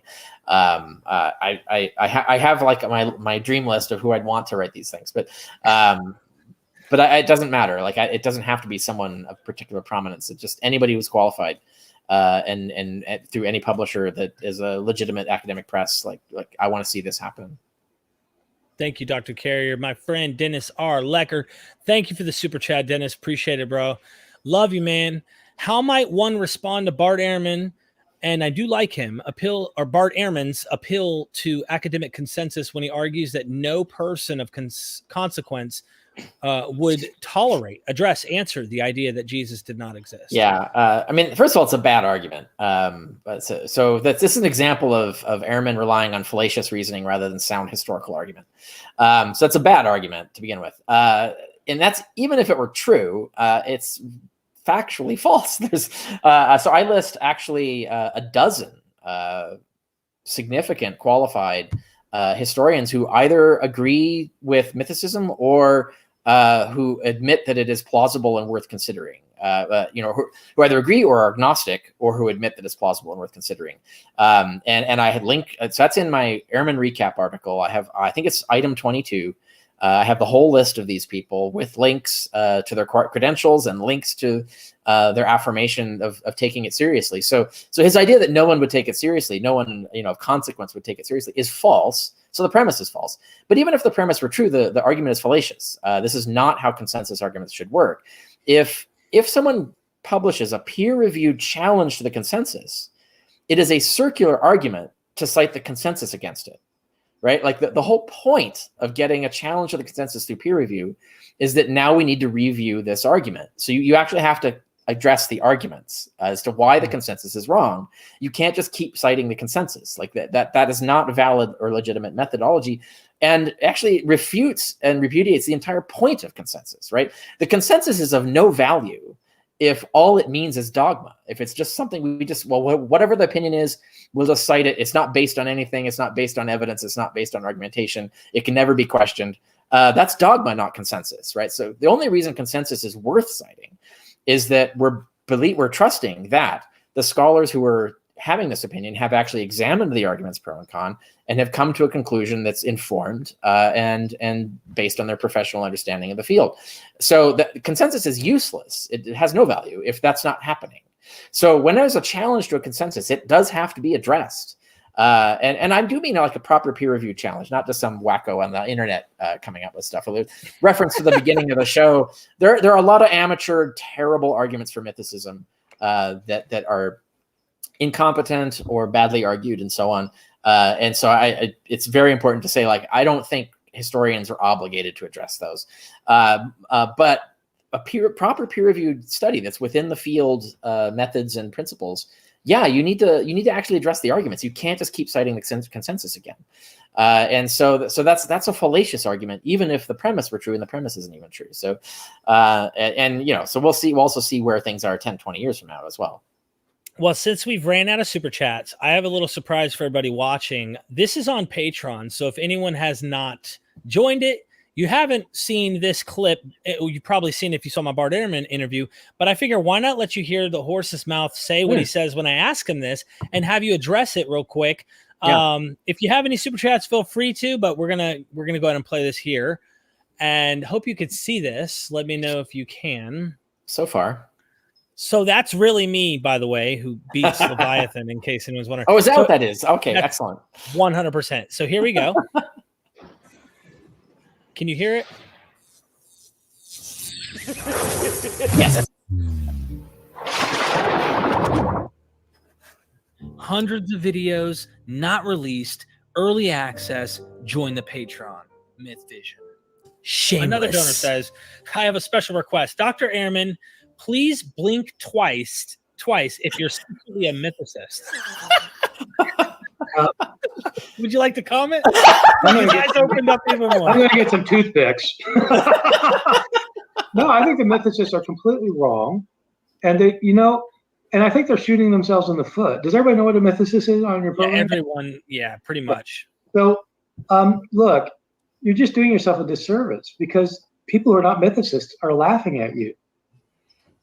You're ignoring historical evidence in order to assert a point.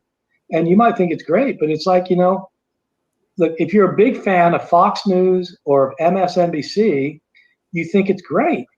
But anybody who's not, who listens to this, says this is just crazy. And so, look, I'm a fan of MSNBC, but I'm a liberal, but the evidence is so overwhelming that I'm just like, why not argue something that is going to make a difference instead of like trying? So I know why people do it. They like to get a name from themselves, or they like to get a book published, or they like having a following, and then it's cool to say Jesus never existed, but it's just bollocks, to quote my English wife. could we, and by any chance, before we leave this one to the next question, is it possible to say that some of the academic mythicists aren't on the same playing field as some of the guys who are, let's say, I'm trying to get him to budge. Really, really, really out there theories that don't even go into the vein of academia at all. Like, for example, Dr. Richard Carey or Dr. Robert McNair Price. Would they be, you don't equate them to Holocaust deniers the same way you would someone else, right? Not generally. Because, I mean, those guys, they know a lot, but they're completely wrong on this. Have you seen my debate with Robert Price? Yes. So, I mean, I just think they're completely wrong. And Carrier, Carrier's a smart enough fellow, but I think he does himself a disservice. He knows a lot. He's published, he's published, an article or two in a peer-reviewed journal. He brags about how many things he publishes in peer-reviewed journals. I mean, it's not like a big deal. This is what scholars do. But there's nobody. There is no professor of New Testament in the world that I know of in an accredited university, and there are thousands of people like this, who's a mythicist. I don't know. Do you know of one? I don't know of one. I am not aware. And that's not an accident. And it's not, they say, well, they're prejudiced against us. Well, they're prejudiced against you for the same reason that the biology department is prejudiced against somebody who doesn't believe in evolution, but believes in Adam and Eve. They think you don't have any evidence. And so, but, they get offended when I say that. I know they get offended, but I'm just telling you, the reality is this is the problem. So why not like use your intelligence to I don't know what your goal. I don't know what the goal is. But because I never really kind of asked them the goal. But if the goal is to help people realize that Christianity is not true, you're not going to get there by saying things that people are just going to think are silly. I have. It's funny that last point of his, by the way. Next question. I myself make that point. So this just illustrates like he's not even paying attention to anything I'm saying, right? So I myself wrote a whole article on why you can't argue against Christianity with mythicism. Mythicism is not as much of a smoking gun. It's not as certain a conclusion, right? So I actually have said the thing that he just said there, and so the fact that he doesn't know that means he's not even paying attention to anything that I do. And when he said earlier on, like we're ignoring evidence. What evidence are we ignoring? Point out what is not on the historicity of Jesus. What evidence is I didn't put in there that I don't address? So which he can't do because he refuses to read the book. So this is why like his position is entirely irrational. That he refuses to even look at what the argument is. He just dismisses it and comes up with all these excuses about motives and whatever as a reason not to even look at the argument, much less address the argument. So that's appalling to me. And that actually begs for an explanation. So what is his motive? Why is he so resistant to even just looking at the case? He won't even look at the case. Like, I don't even understand. This is amazing. Which is really irrational to do. If I may, and I want to say this, I said this publicly on my channel, right? I lean historicist right now. Not because I am exhaustively understanding or that I think mythicism's stupid. Absolutely not. And in fact, that's right. When I did this, I didn't like, you don't see me going, that's the thing with like him denigrating and saying like there's nobody. No, there's actually almost a dozen examples that he incorrectly claims don't exist. And I list them. I pointed out this item 22 in Ehrman recap article. No, these are sitting professors, some cases emeritus professors, but that's the same. And with full qualifications. So that like they at least will say not what he's saying. They'll say, well, this is a plausible argument that's worth considering, even if they themselves, like you, like lean historicist, right? Philip Davies is an example where he says, well, I'm a historicist, but I think there's something like this is a plausible argument. It deserves a seat at the table, same as anything else. Like if you're going to argue Jesus was a zealot, it's a violent revolutionary. That's respectable, even though it's not plausible, but it is respectable. Like we can have this debate, right? And so Davies is an example of that. But then there are others who are admitted agnosticism about it. Hector Avalos, who just passed away recently, he came out as saying like I'm on the fence, like, and he's a sitting biblical professor. I mean, if you were to pin me down, if you pinned me, like if you really pinned me, I guess I would be ultimately agnostic because I can't put any weight of certainty on any of this. I say what sounds to me, what makes more sense in my head to me, right? So that's it. But real quick. No, actually, that's worth pointing out. You and someone in the comments also reminded me, like, the other thing is, like, he keeps conflating me with, like, you tried to get him to disassociate my work from internet randos, right. Which he wouldn't do. But he keeps assuming that like we're going around saying, no, it's absolutely certain Jesus didn't exist and this destroys Christianity. I mean, I've repudiated that perspective. I do not argue that at all. In fact, I tell people you shouldn't argue that. And secondly, my position is 1 in 3, like as much as 1 in 3 chance there's a historical Jesus. So I'm admitting like there's a huge amount of uncertainty here. Like I'm not going around saying I absolutely know for sure there was no Jesus. All I say is the preponderance of evidence seems to lean the other way. But I'm not going around confidently saying he definitely didn't exist. And so he doesn't even know what my position is. That's really shocking to me. And it's a shame. Well, that's why when he said what he said, that's why I was like, okay, let me at least try to get him to say they're not Holocaust deniers, that kind of thing. I did try, and he didn't quite say you guys were, but you could tell he didn't want nothing to do with it. Real quick, what is the definition of a mythicist? How do you define it, Derek? Well, there's different kinds, if you will, of mythicists, but ultimately someone who does not believe in the historicity of Jesus is how we commonly use it here. Yeah. Even though I've seen people use the term, it's very rare that it's used for other historical people.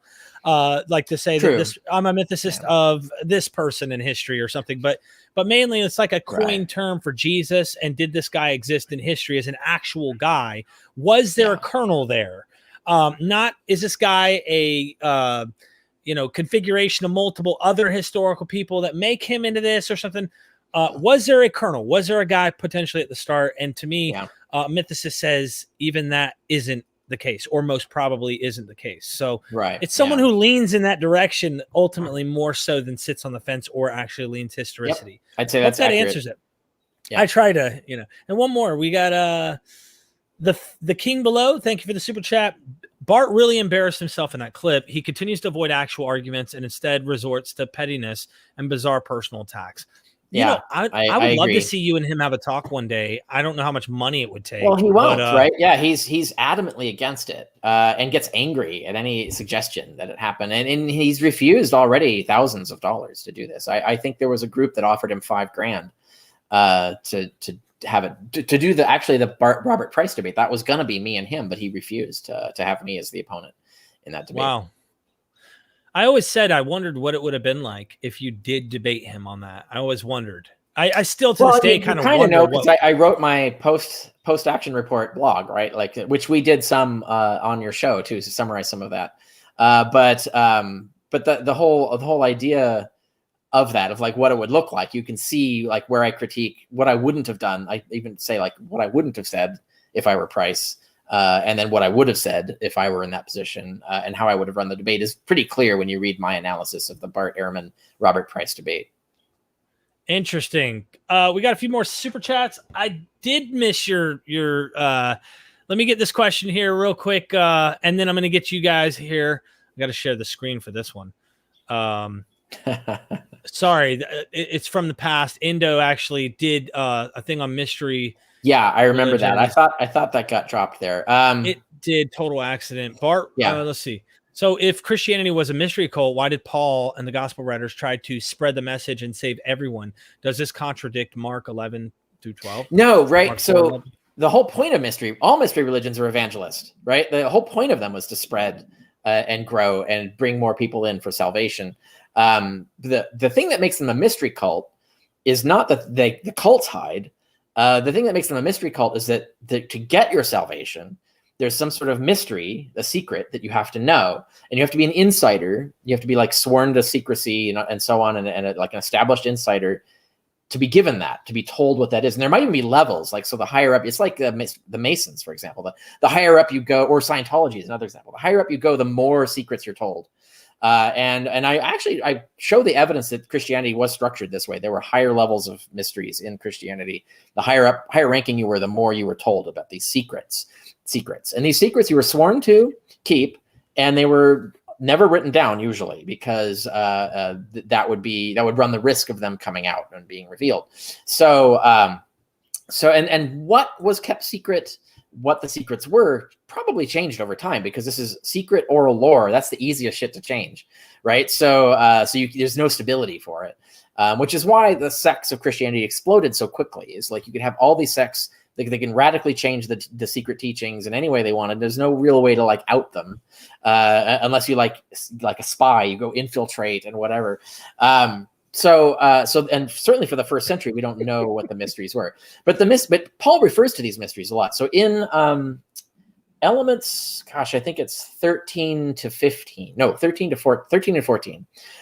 In chapter 4 of On the Historicity of Jesus, I go into all the evidence for their mysteries that existed, and what we do know about them, which is very little, and in Christianity, and the fact that there were different levels of them.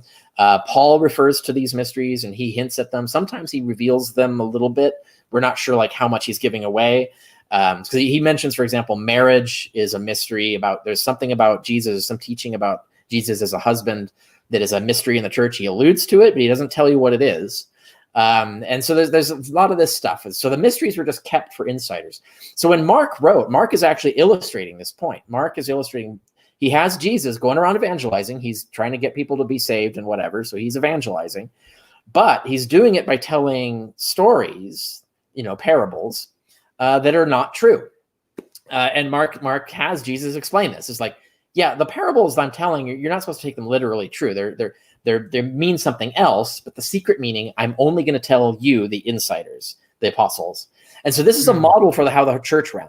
So that their public-facing storyline would be the gospel Jesus, but the mystery would be you'd come in and you'd learn, like, oh, well, actually, this is a metaphor for cosmic events and stuff like that, right? So that's how that would actually operate.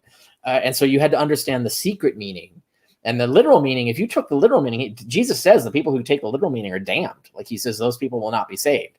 So it's like, so you're not supposed to take the literal meaning. You're supposed to take the secret meaning. But the only way you only learn the secret meaning is by joining, right? So that, and this was a standard model. This is how all mystery religions worked. This isn't something new that Mark invented or Christians invented.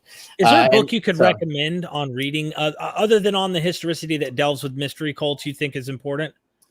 Mystery cults in general, or mystery religions, if you will, like in this vein of the first century. Before we get to the super chats, I'm trying to think of what I've got it jumbled in my head of what the latest one. Klauck has a decent book, I think. Obviously in the historicity of Jesus, I cite the leading literature. I'd have to go digging in there to find out what it was. Sorry, but there's Klauck, which is Klauck.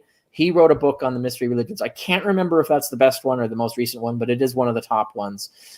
There's a few others that I cite in OHJ. If I cite it in OHJ, that means I'm recommending it, unless I specifically give a qualifier in there. Like there's an old one, it's like from the early 20th or late 19th century that I think is valuable, but I don't recommend it. And I say in the book, like it's obsolete in many ways, but it does have useful data in it.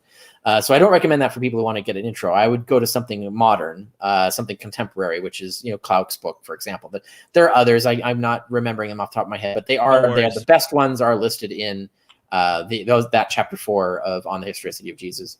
Thank you, Carrier. Donnie Springer, thank you. Putting aside the text and lack of traditional historical evidence, how would you account for the rise of a religion based around a man named Jesus in this time frame with no build-up? I don't understand what no build-up means.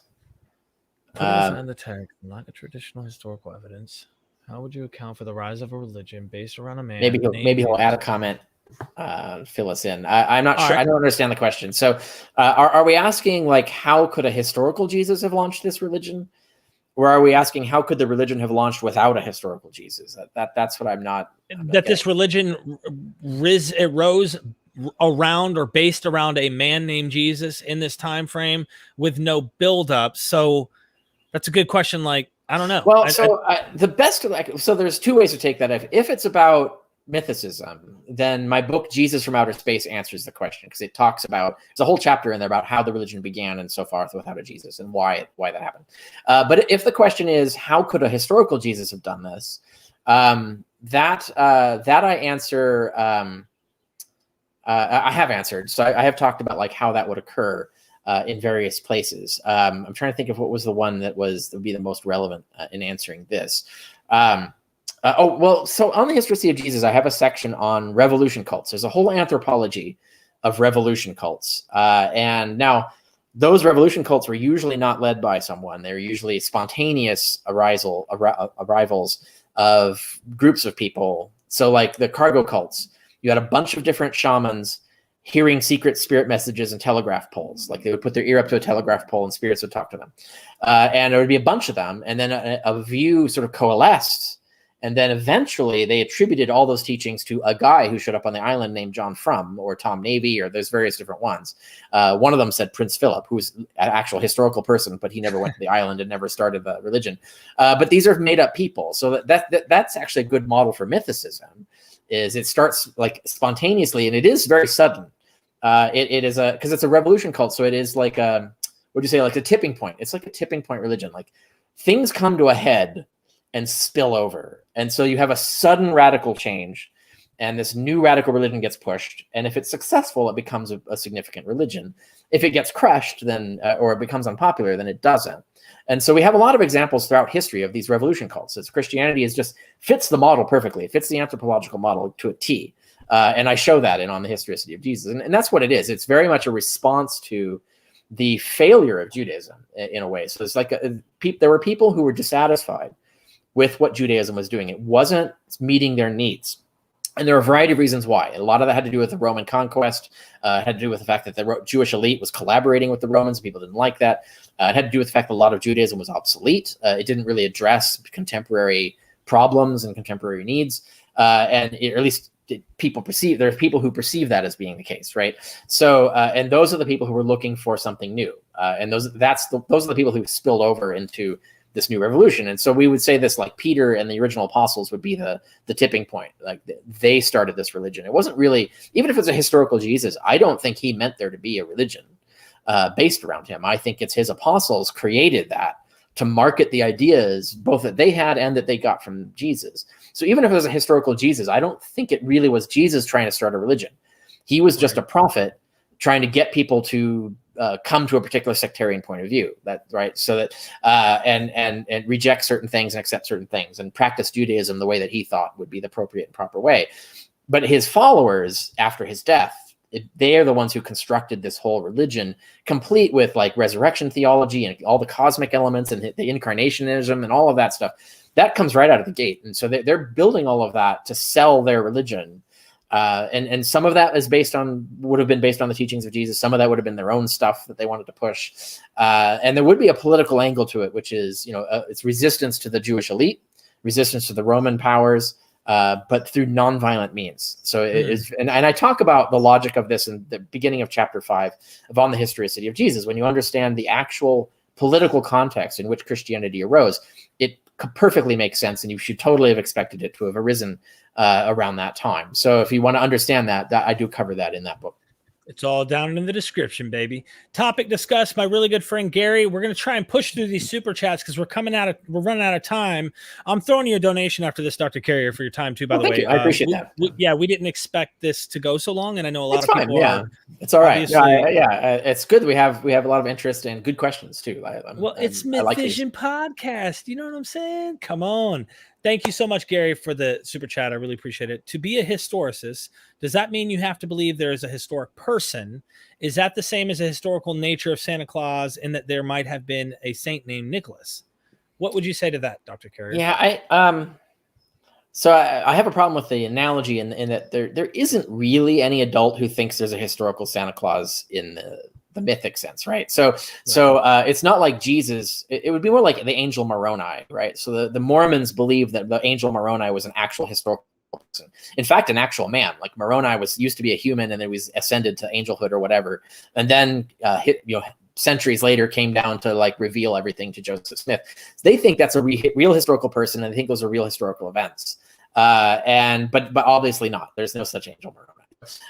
If you were to say you were a mythicist with regard to Angel Moroni, that would be accurate. It's just that everybody who's not a Mormon is a mythicist with regard to Angel Moroni. So it's usually not a significant statement, right? So people don't go around having to call themselves mythicists because Mormons are essentially a minor cult. They're a minor sect. They're not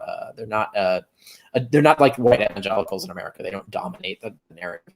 And most people, even Christian evangelicals, rarely take Mormon theology seriously. So it's not as an issue as denying Jesus mythicism. And also there's no mainstream historian who thinks Moroni is an actual historical person. So there's no need for mythicism as a concept there. So it's not a challenge to any consensus. But to be a historicist, I think a more interesting way to answer that question is how much of a Jesus do you need for you to be a historicist? So I do talk, I have a whole chapter, obviously chapter 2 and On the Historicity of Jesus, specifically about answering this question. But to really like summarize it, there are aspects of like the Gospel of Mark, like the whole crucifixion narrative is largely modeled on the death, the narrative of this other Jesus who died during the Jewish War, and Jesus ben Ananias. Now, the religion was not founded based on this. Like the gospel is taking a guy who lived long after the religion began, and then he had this similar narrative, and Mark just emulates that narrative and packs in the material he wants, which is a lot of stuff about Christianity, a lot of stuff from the Bible that he wants to associate with his Jesus and so on. So he is borrowing there was a historical Jesus ben Ananias probably, or at least more likely than not. And he is borrowing his story to tell the story of this other Jesus. But that doesn't make you a historicist to say that, because the religion wasn't begun by this Jesus ben Ananias. He might not even been alive then, or if he wasn't a known figure. And the religion isn't based on that. And only a piece of the myth that Mark constructs is based on Jesus ben Ananias. And then you could say there's other people that he's drawing ideas from, Elijah and Moses and so on, that he's constructing his Jesus out of. So if you believed in a historical Elijah, I think that's 50-50 on there. If you believed in a historical Elijah, that would not make you a historicist in and of itself, because you're saying, well, the mythical Jesus is based on Elijah, but they're not claiming that he was Elijah in the literal sense, right? So they're not claiming that Jesus wandered the earth in whatever century Elijah wandered the earth, right? They're not saying Jesus is Elijah. So historicists, you do have to believe that there's at least some dude who got himself killed, crucified specifically, so he got himself executed. And when Paul and the early apostles are going around claiming, if you believe in this guy, you'll go to heaven, or you'll be resurrected or whatever, they are referring to an actual man who was actually executed by the state, whether Roman or Jewish, doesn't matter. That's the minimal. You have to at least believe. It didn't even have to be named Jesus, by the way. Jesus could be a theological name they assigned him after. But as long as there was an actual man who taught some stuff, got himself executed, and that's the guy that these first apostles are going around saying is the Messiah and that resurrected and all of this stuff, that's enough to be a historicist. You don't even have to say that he was named Jesus in life. He might have had some other name, because Jesus means Savior of God. It's a very convenient name to assign. It sounds like an assigned. Yes, it sounds like an assigned name. It was a common Jewish name, so there were people really called that. But it's also a really weirdly convenient name to call him the Savior of God. To call him Savior of God is, suspect. But also we have the example in Josephus of several of Jesus Christs. He never calls them Jesus. He never calls them Christs. There are lots of Jesuses in Josephus's history, but I'm talking about the messianic figures. He never calls any of the messianic figures Jesus specifically, or Joshua. Is what we mean. But he talks about them, tells stories about them where they were representing themselves as the new Joshua. It's like this new Messiah was going to come along, and he claimed that he was going to part the Jordan. Well, that's what Joshua did, the original Joshua, right? So this is a Joshua. He's claiming he's a new Joshua, and he's claiming that he's going to bring victory over the world and bring in paradise or bring victory over the Romans and satisfy the prophecies of Judaism, which means he's claiming to be a Messiah. So he's claiming to be a Jesus Christ, which is just not his name. It's just it's a role that the person is representing. And there are 6 of these in Josephus, 6 guys who fit this model, where they're representing themselves as Joshua and they're representing themselves as a Messiah. So they're all representing themselves as a Jesus Christ. So historicity wise, a plausible case could be made that our Jesus Christ, that's also a fake name, but there was a real guy that name is being assigned to, that a real guy who is purporting to be the new Joshua, just like Josephus records, and purporting to be the Messiah, and that this new guy was just not anywhere near as popular as the 6 that Josephus decided to cover, right? So so you see this whole rash of these guys doing this. So a historical Jesus fits in here. It's definitely plausible. It just means that he was one of the minor ones that just didn't even get on Josephus's radar. And that of all these attempts to create a new revolution in Judaism, only one of them succeeded. And that just happened to be the one that we ended up being called Christianity. So I think there's entirely plausible theories to build about a historical Jesus that don't require a lot of details. You can reject a lot of details about the historical Jesus and still have a historical core there and call yourself a historicist. I do think it's funny in Acts how there's the equivocation to these other guys, and they're like, one of them saying, like the walls of Jericho, so to speak, the walls of the temple are going to fall, or other examples that can be made, like go out here, I'm going to split the river, just like Joshua did. So I'm wondering if this is kind of saying, no, this is the real Joshua. It's kind of a theological.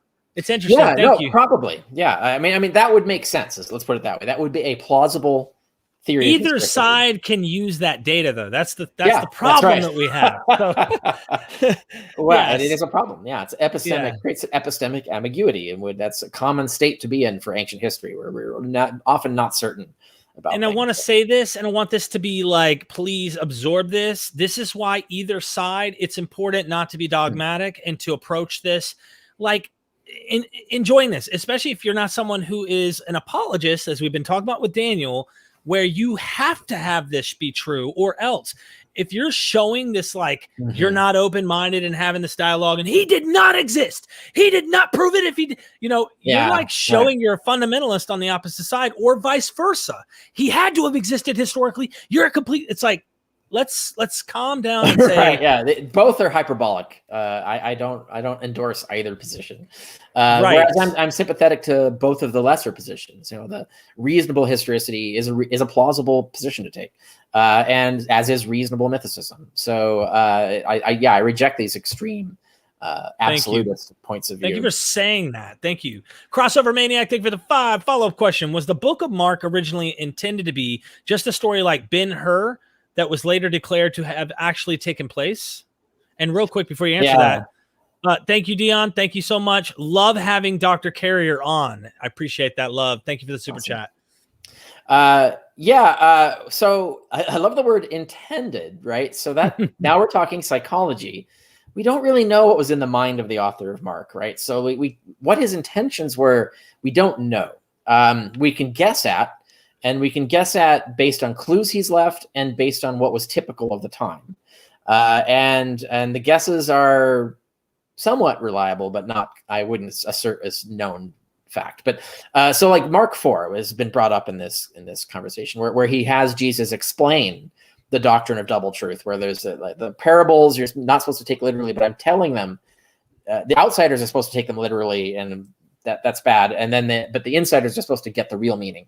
So Mark is cluing you in as that's probably how he intended his gospel. I think he intended that as the key to the whole gospel. He's telling you that this is just an extended parable about Jesus. If you're taking it literally, you're an outsider, you're doomed. But if you join us, we will tell you the secret meaning of all this stuff. I think that was the original intent of Mark. Gradually over time, as the gospels kept to be written, they really started pushing more the historical angle of it. So the Gospels actually become more historicized over time. But by the time you get to Luke, like he's actually trying to make it look like a history with details and things like that. And then and he's even got like a preface, a methodological preface. It's it's a bad one, but he's attempting to sound like he's writing a history, which is not what Mark does at all. Matthew is trying to sound like a book of the Bible. He's trying to make his book sound like Deuteronomy. Right, or Exodus or something like that. He's trying to make it look familiar, like Scripture. And then when you get to John, John's outright saying, no, this is literally historically true, and you're blessed if you believe it, and you're doomed if you don't. So he's completely flipped from what Mark is doing, right? Mark is doing the exact opposite of what John is doing. The authors of John, by the way, I don't think an actual John wrote it. So you see this progression of this desire to make it more historicized and to push the historicity, whereas Mark isn't doing that. He's doing the opposite of that. That's what I think. So that's what I think isn't. So I don't think he intends insiders. I don't think he intends Christians to take the story literally, but he might have intended outsiders to take it literally as a fake, right? As a distraction to mislead. And because we know this is what's going on in the other mystery religions, like the Osiris cult is a classic example. Plutarch wrote a book on this, and he wrote it for a priestess in the cult. So like someone who knew what she was talking about. So he couldn't make stuff up. But so he points it out, like the outward stories about Osiris being on Earth, being a pharaoh, and doing all these things are meant to deceive or trick outsiders. They're meant for outsiders. But insiders know the truth, that this is all an allegory for cosmic events. There was no actual historical Osiris. So Plutarch's talking about this as just a normal way to run a mystery religion. So I suspect when you put these two pieces of evidence together, I suspect that's what Mark is doing. I can't prove it. Like we can't interview Mark and ask him. There's no secret letter where he confesses. So we don't know. Interesting. Yeah. But that's what I suspect is the case is going on with Mark. And now later Gospels, they start changing up the way they want to do things. But right. One thing on Mark, I love sneaking my little questions into these super chats. But the last thing I wanted to ask is, do you think that Mark's making, and this is all like, there's many different ways to look at this, but do you think Mark's making the apostles look really ridiculous because of Paul's animosity between the original apostles, and Mark's using Paul's ideas that he's like, they're dummies, they don't know what they're talking, they miss this? Or do you think there's other reasons? You see what I'm saying? Yeah, that's another one of those examples where I don't know the psychology of Mark, so I don't really know what he's doing. Why not? The only reason I don't fully endorse what you're saying, because it's plausible what you're talking about, right? It's a plausible position to take. There are two reasons why. One is Matthew doesn't get rid of it. So Matthew is the Petrine sect. So clearly the Petrine sect themselves saw a value in that version of the narrative. So they were doing something with it and they kept it. So they saw something that was usable. So that leads me to suspect that there was some point to it. And then when we look at the external evidence, so like Dennis McDonald has talked about this, where Mark is, and one of the things, Mark is doing two things. He's emulating Deuteronomy, just as Matthew is doing. More focused on the Exodus. But he's emulating the Jews. If you notice the story of the Exodus, the bumbling Jews that don't trust Moses and constantly betray him and don't, like walk away or like resist him or whatever, and then bad things happen to them and they just never come around and trust him. And all these amazing miracles happen and they still don't trust that God's going to help them. So they're exactly like the apostles in Mark. Like it's just typecast, right? So that's clearly he's creating a model of Moses and the bumbling Jews following and not trusting him. So they're represented as a model for how not to be, just as in Exodus. The whole narrative is a model for don't act like these fickle, untrusting, never learning anything Jews. Like, trust Moses, right? Like, that's the whole story. Is like the message of the story is you should have trusted Moses all the time. You're much better off. And so using the bumbling people is a device for doing that. And another aspect of that is, as Dennis McDonald also points out, is that this also emulates Odysseus and his crew. The whole myth of the Odyssey has the exact same model, where Odysseus' crew are a bunch of bumbling idiots that Odysseus has to constantly save from. So it's a similar model. So it's clearly a motif that was very popular. It had a resonance, a cultural resonance at that time as a narrative to tell about heroes.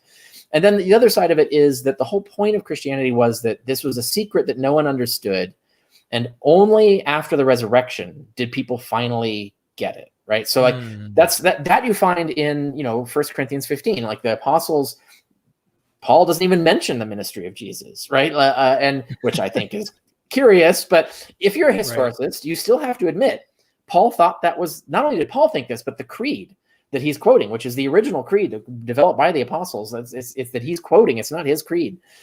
That creed has no ministry in it. Like, so they didn't give a shit about the ministry of Jesus. The only thing that mattered right out of the gate is Scripture predicted the resurrection, the death and resurrection. Scripture predicted the death and resurrection, and we saw Jesus resurrected. That's it. That's the whole creed. And so the whole idea is based on people were ignorant and didn't know. And you see this 1 Corinthians 2 as well. So like the idea of God hid the secret to fool everyone, and particularly fool Satan and his demons. And then only the particularly chosen and wise learned the truth and realized the truth. That's all part of Christianity. So Mark is reifying this Pauline storyline. So like the apostles are bumbling idiots until, up until the resurrection. Now in Mark's case, he doesn't narrate the resurrection, but Mark's writing from the assumption that your reader knows the story from then on, right? That he knows that, then the appearances happened, then the resurrection appearances happened, then the creed started, and so on, so that the apostles turned around when they were convinced. And so Mark is creating this model of people who weren't convinced. And so it's not necessarily a critique of the apostles. The apostles might have actually originated this notion that they were bumbling fools until they were enlightened, right? So this concept may have already existed. And then Mark just turns it into a narrative, like builds it into a story. This all makes sense. So the idea that he's criticizing the apostles, which is a mainstream, like it's a theory out there, like it's taken seriously. It's not, I don't think it's proven. I lean more towards the theory that I just elaborately explained. You made it sound really good too, by the way. I want to say to 553 people watching right now, please hit that like button. This has been a heck of a live. Seriously, you've got a lot of attention. And go in the description, get his books. I'm telling you, they're worth it. And he's on Audible. So if you're driving, you got a trip coming up, 3 hours, 4 hours, don't matter, a couple hours, get on Audible, start chipping away and get this information.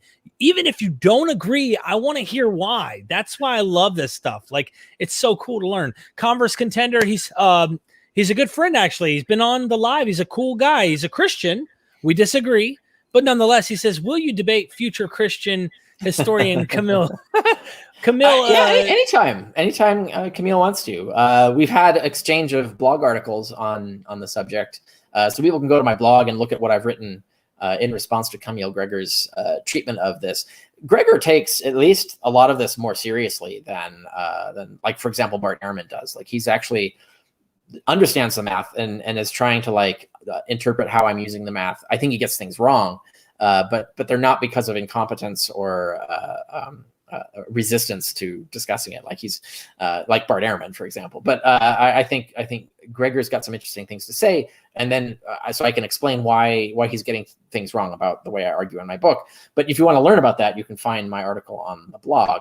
Right. And then I think, once I'm assuming he's read that, and so he knows where I'm coming from there, so that we could actually have a productive debate that builds on that exchange.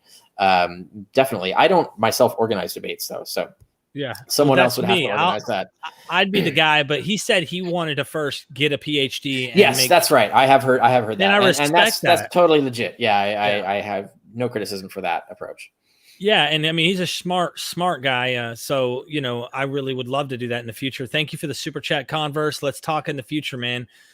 You can also email me. You can find me on Facebook. I'm all over the place.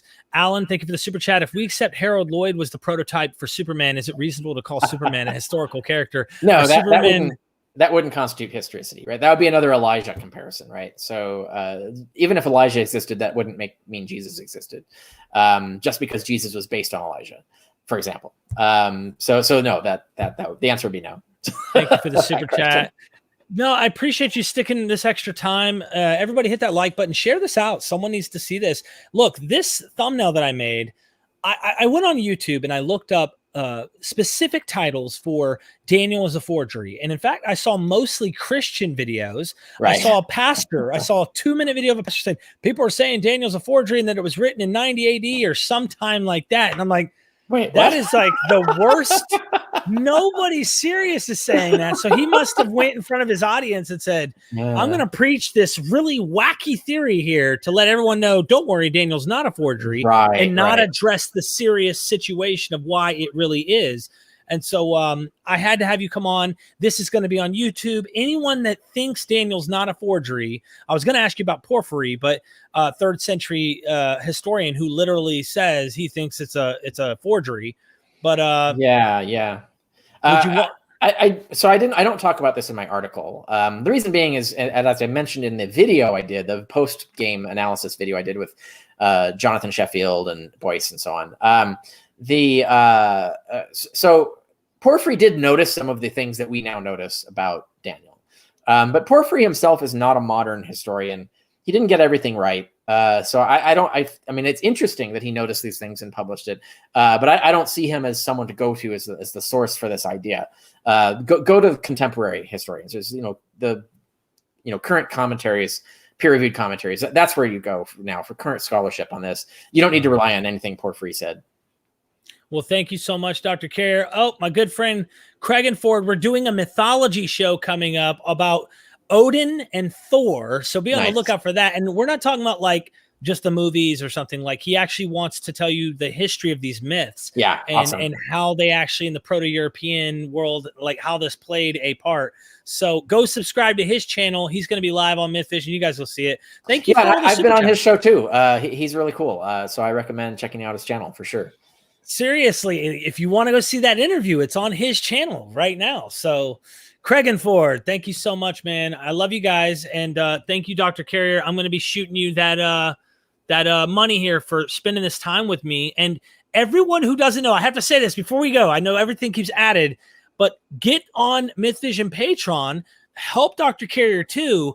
When I go and fly in July, August? Oh gosh, no, it's September. September. Yeah. I'm sorry, I'm going to so many places. Yeah. September, awesome. I'm going to be there, and I'm interviewing you for 2 full days. I hope you'll let me harass you and get everything I can. Yeah, we're going to promote you like crazy. All your content, asking tons and tons of questions. I'm taking Patreon questions. Go join. All of that'll be early on Patreon and slowly released on YouTube. So I'm looking forward to that one, Dr. Carrier. Yeah, me too. And with that being said, ladies and gentlemen, never forget, if you have cognitive dissonance and you think that Daniel was written in the 6th century BC, then you might not remember that we are MythVision.